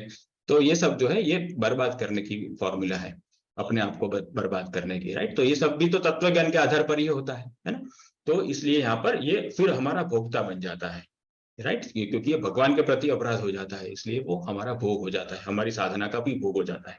तो साधना का अनुभवात्मक ज्ञान है, उससे किसी को हेल्प करनी हो तो भले ही करे, लेकिन वो भी बहुत ही नपातुला हिसाब रखे कि यहाँ पर बिल्कुल भी अधिक एक तो टाइम इन्वेस्ट ना हो और अधिक उसके साथ आसक्ति भी ना हो जाए कि फिर कहीं हेल्प करते करते करते उसी में आसक्ति हो गई तो हमारा प्राणों का शेयरिंग हो जाता है फिर उसके साथ, फिर वो संबंध छूटना बहुत कठिन हो जाता है, राइट। तो साधकों में भी आसक्तियां हो जाती है ना। ऐसा नहीं है कि साधक है तो बस वो तो अरे वो तो भगवान का है, वो तो थोड़ी कोई गोलोक से आए हैं और ना ही आप गोलोक से आए हो, है ना। तो जब तक साधना है सिद्ध नहीं हुए तब तक बहुत सावधानी बरतनी है, वरना बंटा ढार हो सकता है। तो ये सारी चीजें जो है ये एक से एक सूक्ष्म अन्न है, एक से एक सूक्ष्म सामग्रियां हैं जिसको हम हमारी फेवर में भी उपयोग कर सकते हैं और जिसका मिसयूज करने पर वो हमारी अगेंस्ट में, हमारे विरुद्ध में भी काम कर सकती है, ठीक है। तो ये सारे अर्थ भी है और ये सारे अनर्थ भी है, हम कैसे उसको उपयोग में लाते हैं ये हमारे पर डिपेंड करता है। ठीक, ऑलराइट। अब ये अन्न की ये दार्शनिकता के आधार पर अब हम चारों जो हमने प्रतिज्ञाएं ली, आज व्रत लिए, उसका अब दार्शनिक एनालिसिस करते हैं। ठीक है, तो सबसे पहले हमने प्रतिज्ञा ली थी कि अन्नम न निंद्या, कि भाई अन्न की निंदा नहीं करनी है। राइट, तो अब ये अतिच अद्यते इति अन्नम के आधार पर हम क्या कह सकते हैं कि किस प्रकार से अन्न की निंदा नहीं करनी है, क्योंकि अब तो हम केवल ये फूड की बात नहीं कर रहे हैं, यहाँ पर हम ऐसे हर किसी चीज की बात कर रहे हैं जिसको भोगा जा सकता है और जिसको ठीक तरह से उपयोग में न लेने पर हमारा ही भोग हो जाता है। वैसे हर किसी चीज को अब हम अन्न के रूप में ले रहे हैं। राइट, तो अन्नम न निंद्यात का अर्थ हुआ कि प्राप्त सामग्री, ये चाहे फिर वो लौकिक सामग्री हो, चाहे फिर वो पारलौकिक सामग्री हो, चाहे फिर वो आध्यात्मिक सामग्री हो, उसे प्राप्त कहते हैं। राइट, तो ये प्राप्त सामग्री की निंदा ना करो। तुम्हारे पास कोई शारीरिक बल है, मानसिक बल है, तो फिर किसी और के बल के साथ कंपेयर करके अपने बल को न्यून ना करो। राइट, अपने बल का अपमान ना करो। राइट, उसका आदर करो, उसके प्रति ग्रेटफुल रहो। जो भी प्राप्त सामग्री है उसके प्रति ग्रेटफुल रहो कि भाई मेरी क्या ही औकात थी, भगवान ने कितना अच्छा मुझे बनाया है या कितनी अच्छी मुझे बनाई है। राइट, तो प्राप्त सामग्री लौकिक, पारलौकिक या आध्यात्मिक, उसकी निंदा न करो। जितना भी ज्ञान है उसमें खूब उसमें प्रसन्न रहो। मुख्य बात है जो ज्ञान है उसका प्रैक्टिकल करना है। तो जैसे जैसे प्रैक्टिकल करते जाएंगे, जैसे जैसे प्राप्त का सदुपयोग करते चले जाएंगे, वैसे वैसे अप्राप्त की प्राप्ति होती रहेगी। राइट, तो ये योगक्षेम वहन का सिद्धांत है कि प्राप्त का सदुपयोग करने पर आवश्यक अप्राप्त अपने आप मिल जाता है। ये सोर्स ऑफ सप्लाई ये सब मेंटेन करते हैं। ठीक है, तो ये इसमें हमें ज्यादा बुद्धि लगानी ही नहीं है, ये सब गुरु करते हैं, भगवान करते हैं योगक्षेम। हमें हमारा काम केवल इतना है कि प्राप्त सामग्री की हम निंदा न करें, जो है उसमें ग्रेटफुल रहे, उसका आदर करें और उसका जितना है उसका उचित उपयोग करें। अरे मुझे तो ऐसा चाहिए था लेकिन मेरे पास तो इतना ज्ञान नहीं है, मेरे पास मैंने तो 600 पुस्तकें नहीं पढ़ी है, मैंने तो 3 पुस्तकें ही पढ़ी है, तो वो 3 पुस्तक को तो मैं क्या ही अपने जीवन में उतारूंगा।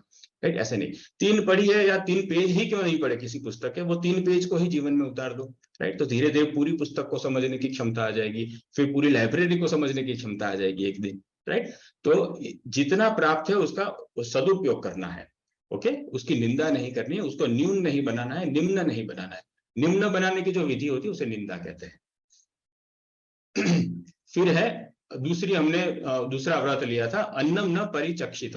राइट, तो उसका क्या अर्थ है कि अन्न की अवहेलना नहीं करनी है, तो प्राप्त सामग्री के उपयोग की अवहेलना नहीं करनी है। राइट, कि भाई मुझे तो फलाना लैपटॉप चाहिए था, लेकिन इसके अंदर तो मुझे तो 32 GB रैम वाला लैपटॉप चाहिए था, लेकिन इसमें तो 8 GB रैम ही है, अब मैं क्या करूं।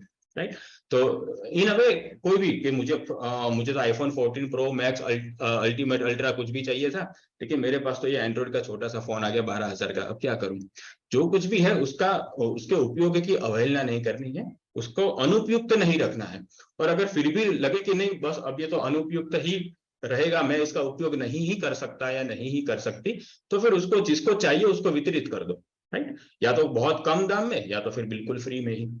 ठीक है, परमार्थ बना लो उससे। लेकिन उसकी परिचक्षा नहीं करनी है, अर्थात उसकी अवहेलना नहीं करनी, उसका तिरस्कार नहीं करना है। अगर आपको उपयोग नहीं करना है तो किसी जो तुम्हारे लिए तिरस्कार का विषय है वो किसी का ड्रीम हो सकता है। राइट, तुम्हें 15,000 वाला मोबाइल नहीं पसंद है, लेकिन किसी गरीब के लिए वो ड्रीम हो सकता है कि भाई जिंदगी में कभी 15,000 वाला भी मोबाइल यूज करूंगा, है ना। तो इन अ वे कुछ भी ऐसा हो सकता है। तो आप देख लो कि भाई मेरे पास जो है क्या मैं उसका उपयोग ठीक ठीक रूप से कर सकता हूं। अगर मुझसे वो उपयोग नहीं हो सकता तो जिसको चाहिए उसको वितरित कर देना चाहिए।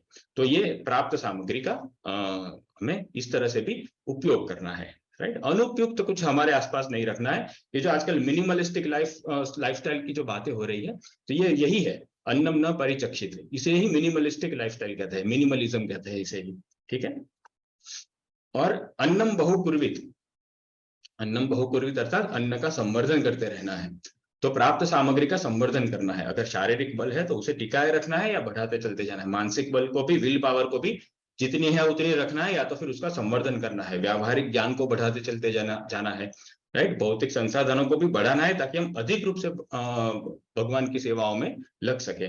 पारलौकिक सामग्रियों को भी, पुण्यों को भी जहां जहां अवसर मिले बढ़ाते रहना है। और आध्यात्मिक सामग्री तो बढ़ाते ही रहना है, वो तो चाहे अनंत ही मिल जाए तो भी उसको बढ़ाते रहना है। ठीक, तो इस तरह से हमें प्राप्त सामग्री को बस केवल उपयोग में ले लिया ऐसा नहीं। ठीक है, हमें उसका संवर्धन भी करना है। जितना हम कंज्यूम करते हैं उससे कम संवर्धन करे तो उसे भोगी या रोगी का जीवन कहते हैं। और जितना कंज्यूम करते हैं उतना संवर्धन करके बैलेंस कर दे, सॉरी वो जो आगे वाला है उसे रोगी या पशु का जीवन कहते हैं, कि जो कंज्यूम करते हैं उससे कम वो संवर्धन करते हैं। और जितना कंज्यूम किया उतना प्रोड्यूस भी कर दिया तो ये भोगी हो गया, कि भाई जितना भोग किया था उतना मैंने बैलेंस कर दिया। और जितना कंज्यूम किया उससे अनेक गुना उसने प्रोड्यूस कर दिया, संवर्धन कर दिया, उसे योगी कहते हैं। फिर चाहे वो कर्म योगी हो, ज्ञान योगी हो, भक्ति योगी हो, योगी का स्वभाव होता है वो जितना कंज्यूम करता है उससे अधिक ही वो संवर्धन करता है। राइट। तो इस प्रकार से हमें प्राप्त सामग्री का संवर्धन करते चले जाना है। ओके।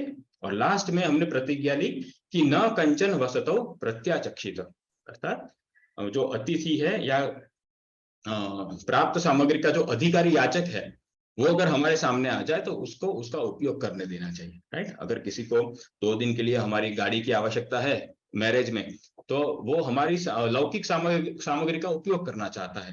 राइट। तो उसे हमें देना चाहिए 2 दिन के लिए। ठीक है। तो इस प्रकार से फिर वहां पर हमें संकीर्णता नहीं रखनी, स्वामित्व नहीं रखनी, नहीं ये तो मेरी गाड़ी है, मेरी जैगुआर है, 1 करोड़ की है, तुम्हें कैसे दे सकता हूँ। राइट। अगर तुम्हारा परिचित है, क्लोज्ड है, तो फिर वहां पर स्वामित्व का त्याग करना है ना। तो इस प्रकार से हमें प्राप्त सामग्री का, अगर कोई अधिकारी याचक आ गया तो वो वहां पर उस सामग्री के लिए वो अतिथि सिद्ध हुआ।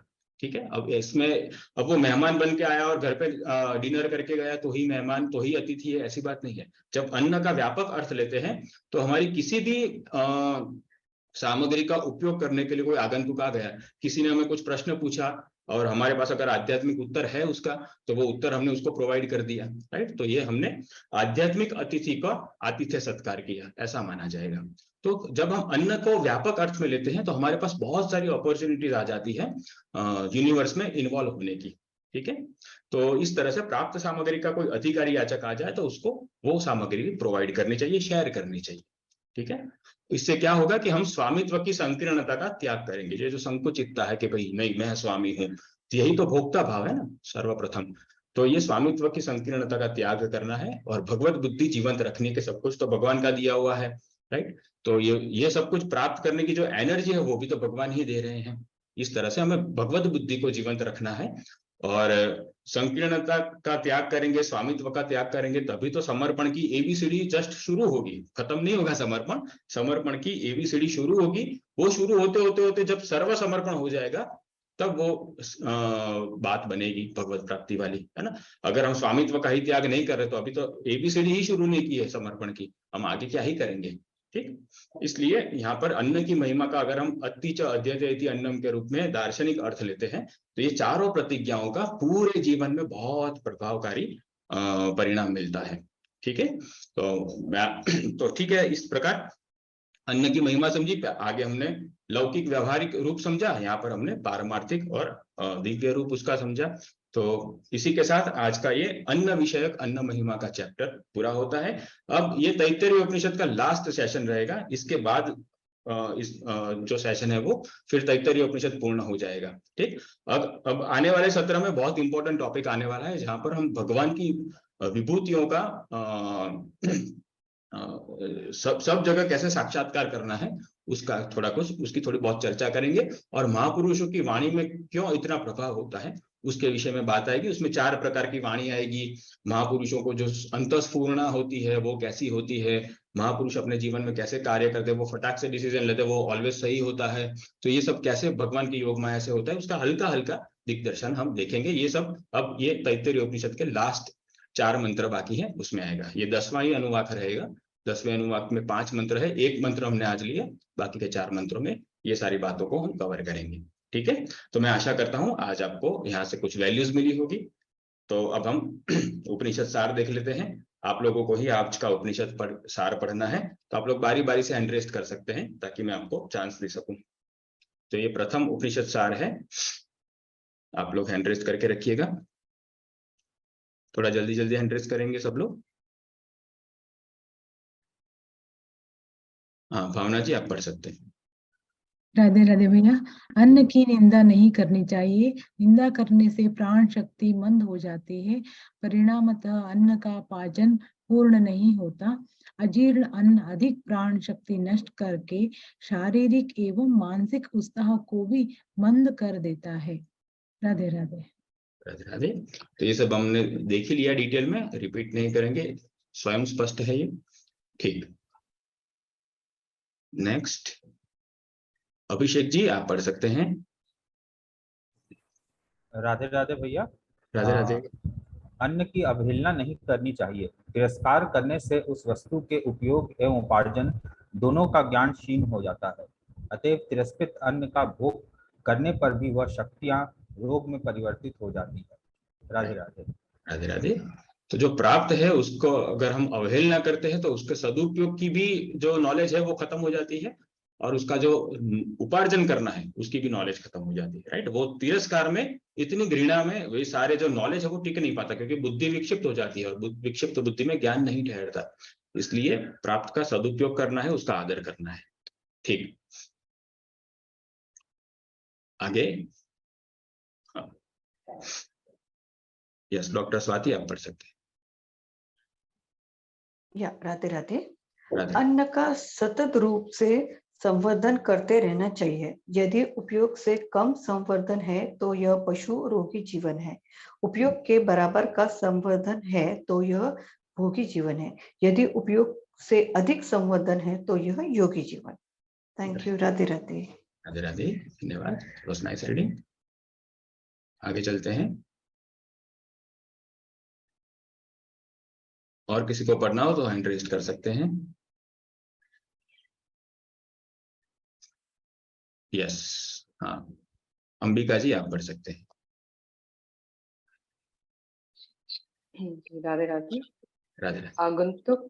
आगंतुक अतिथि भले ही परिचित हो अथवा अपरिचित, किंतु उसका उचित सत्कार करके उसकी नष्ट प्राण ऊर्जा का मुख्य वृत्ति से पुनरुत्थान करने पर गृहस्थी की जीवन सामग्री में वृद्धि होती है। साथ ही आतिथ्य भाव में भगवत बुद्धि रखने से ईश्वर अभिमुखता में भी वृद्धि होती है। राइट। राधे राधे। राधे राधे।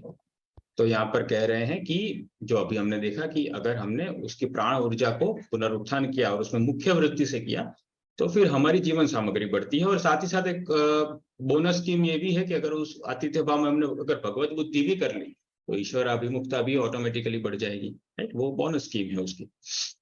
ठीक है, हाँ, पायल जी आप पढ़ सकते हैं। राधे राधे। राधे राधे। अन्न का व्यापक अर्थ है जो भोग्य भी हो एवं भोक्ता भी हो। इस परिभाषा से मानव जीवन में 3 प्रकार का अन्न उपलब्ध हो सकता है: लौकिक, पारलौकिक और आध्यात्मिक। सभी अन्न का आदर करना है, उनका उचित उपयोग करना है, उनका संवर्धन करना है एवं अधिकारी याचकों में वितरित करते हुए स्वामित्व का त्याग करना सीखना। राधे राधे राधे। ठीक है, तो ये दान की भी परिभाषा हो गई, दान का भी सार हुआ कि भाई दान क्यों किया जाता है, गुरु क्यों जबरदस्ती दान करवाते हैं। ये इसी कारण से कि हमारा जो भोक्तापन है उसका मूल जो कारण है वो स्वामित्व है। वो स्वामित्व का त्याग कराने के लिए, उसमें गुरु भाव और ईश्वर भाव उत्पन्न करने के लिए दान करवाया जाता है। और अभी ट्रांजैक्शन कॉमोडिटी केवल मनी ही है, इसलिए पैसों का ही दान करवाया जाता है। पहले के समय में गुरु तमाम प्रकार के दान करवाते थे। गाय होती थी तो गाय दान करवा देते थे, किसी के पास कुछ और होता था, अगर बहुत सारा अन्न उसने संग्रहित करके रखा था तो वो कहते थे तुम्हारा अन्न मुझे दे दो मेरे शिष्यों के लिए इत्यादि। लेकिन अब तो लोग ये सब करते नहीं है, बाकी सब वस्तुओं को तो बहुत लिमिटेड मात्रा में ही रखते हैं। केवल अन्न, केवल ये जो मनी है, पैसा है, ट्रांजैक्शन कॉमोडिटी, उसी को वो अपने बैंक बैलेंस में, लॉकर्स वगैरह में वो रखते हैं। तो इसलिए गुरु वहीं पर अटैक करते हैं जहां पर हमारे प्राण रुके हुए हैं, जिन वस्तुओं में, ठीक। और हमें फिर वो खलता है, क्योंकि प्राण जहां रुके हैं वहां आघात होता है, तो थोड़ा भीतर भी आघात लगता है, अरे रे ये क्या हुआ, ये तो मेरा पोजीशन जा रहा है। एक डेथ जैसा, मिनी डेथ जैसा अनुभव होता है। इसलिए फिर हम झुंझला जाते हैं दान करने में। लेकिन ये सब हमें समझना है कि हमारे ही अन्न को सुरक्षित करने के लिए और हमारे स्वामित्व को, स्वामित्व के भाव को खत्म करने के लिए गुरु ये सब कर रहे हैं, ठीक है। तो ये सारा, ये अन्न की जब हम व्यापक परिभाषा को समझते हैं दार्शनिकता से, तो ये सब कुछ बहुत सरल हो जाता है, ठीक। ऑल राइट, तो ये आज का अन्न महिमा रहा। आगे चलते हैं, अब आज का होमवर्क देख लेते हैं, सत्र को क्लोज करते हैं, ठीक है।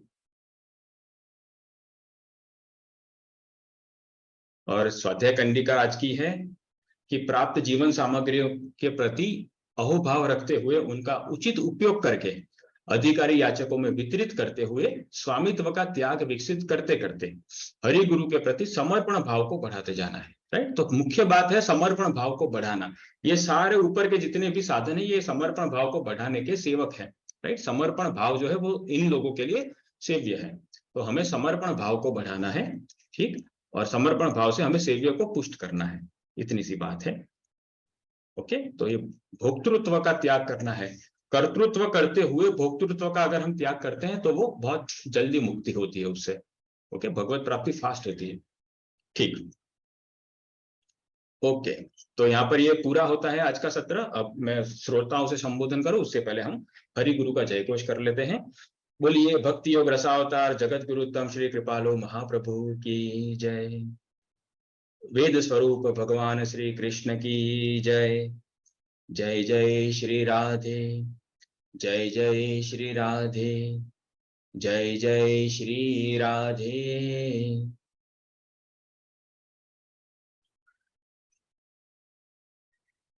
हरि गुरु के चरणों में नमस्कार करते हुए हम तैत्तिरीय उपनिषद के वेद मंत्र को निवेदन करते हैं कि वो वैकुंठ गमन के लिए प्रस्थान करें। ठीक, तो आप सभी मूल्यवान श्रोताओं से मेरा संबोधन है कि आज के इस सत्र में पधारने के लिए और अंत तक रुके रहने के लिए आपका हार्दिक धन्यवाद। और आप सभी के मंगल कल्याण की कामना के साथ जेके योग इंडिया की टीम की ओर से आपका आने वाला समय भक्तिमय बीते, ऐसी शुभकामना है। आप सभी लोगों को राधे राधे।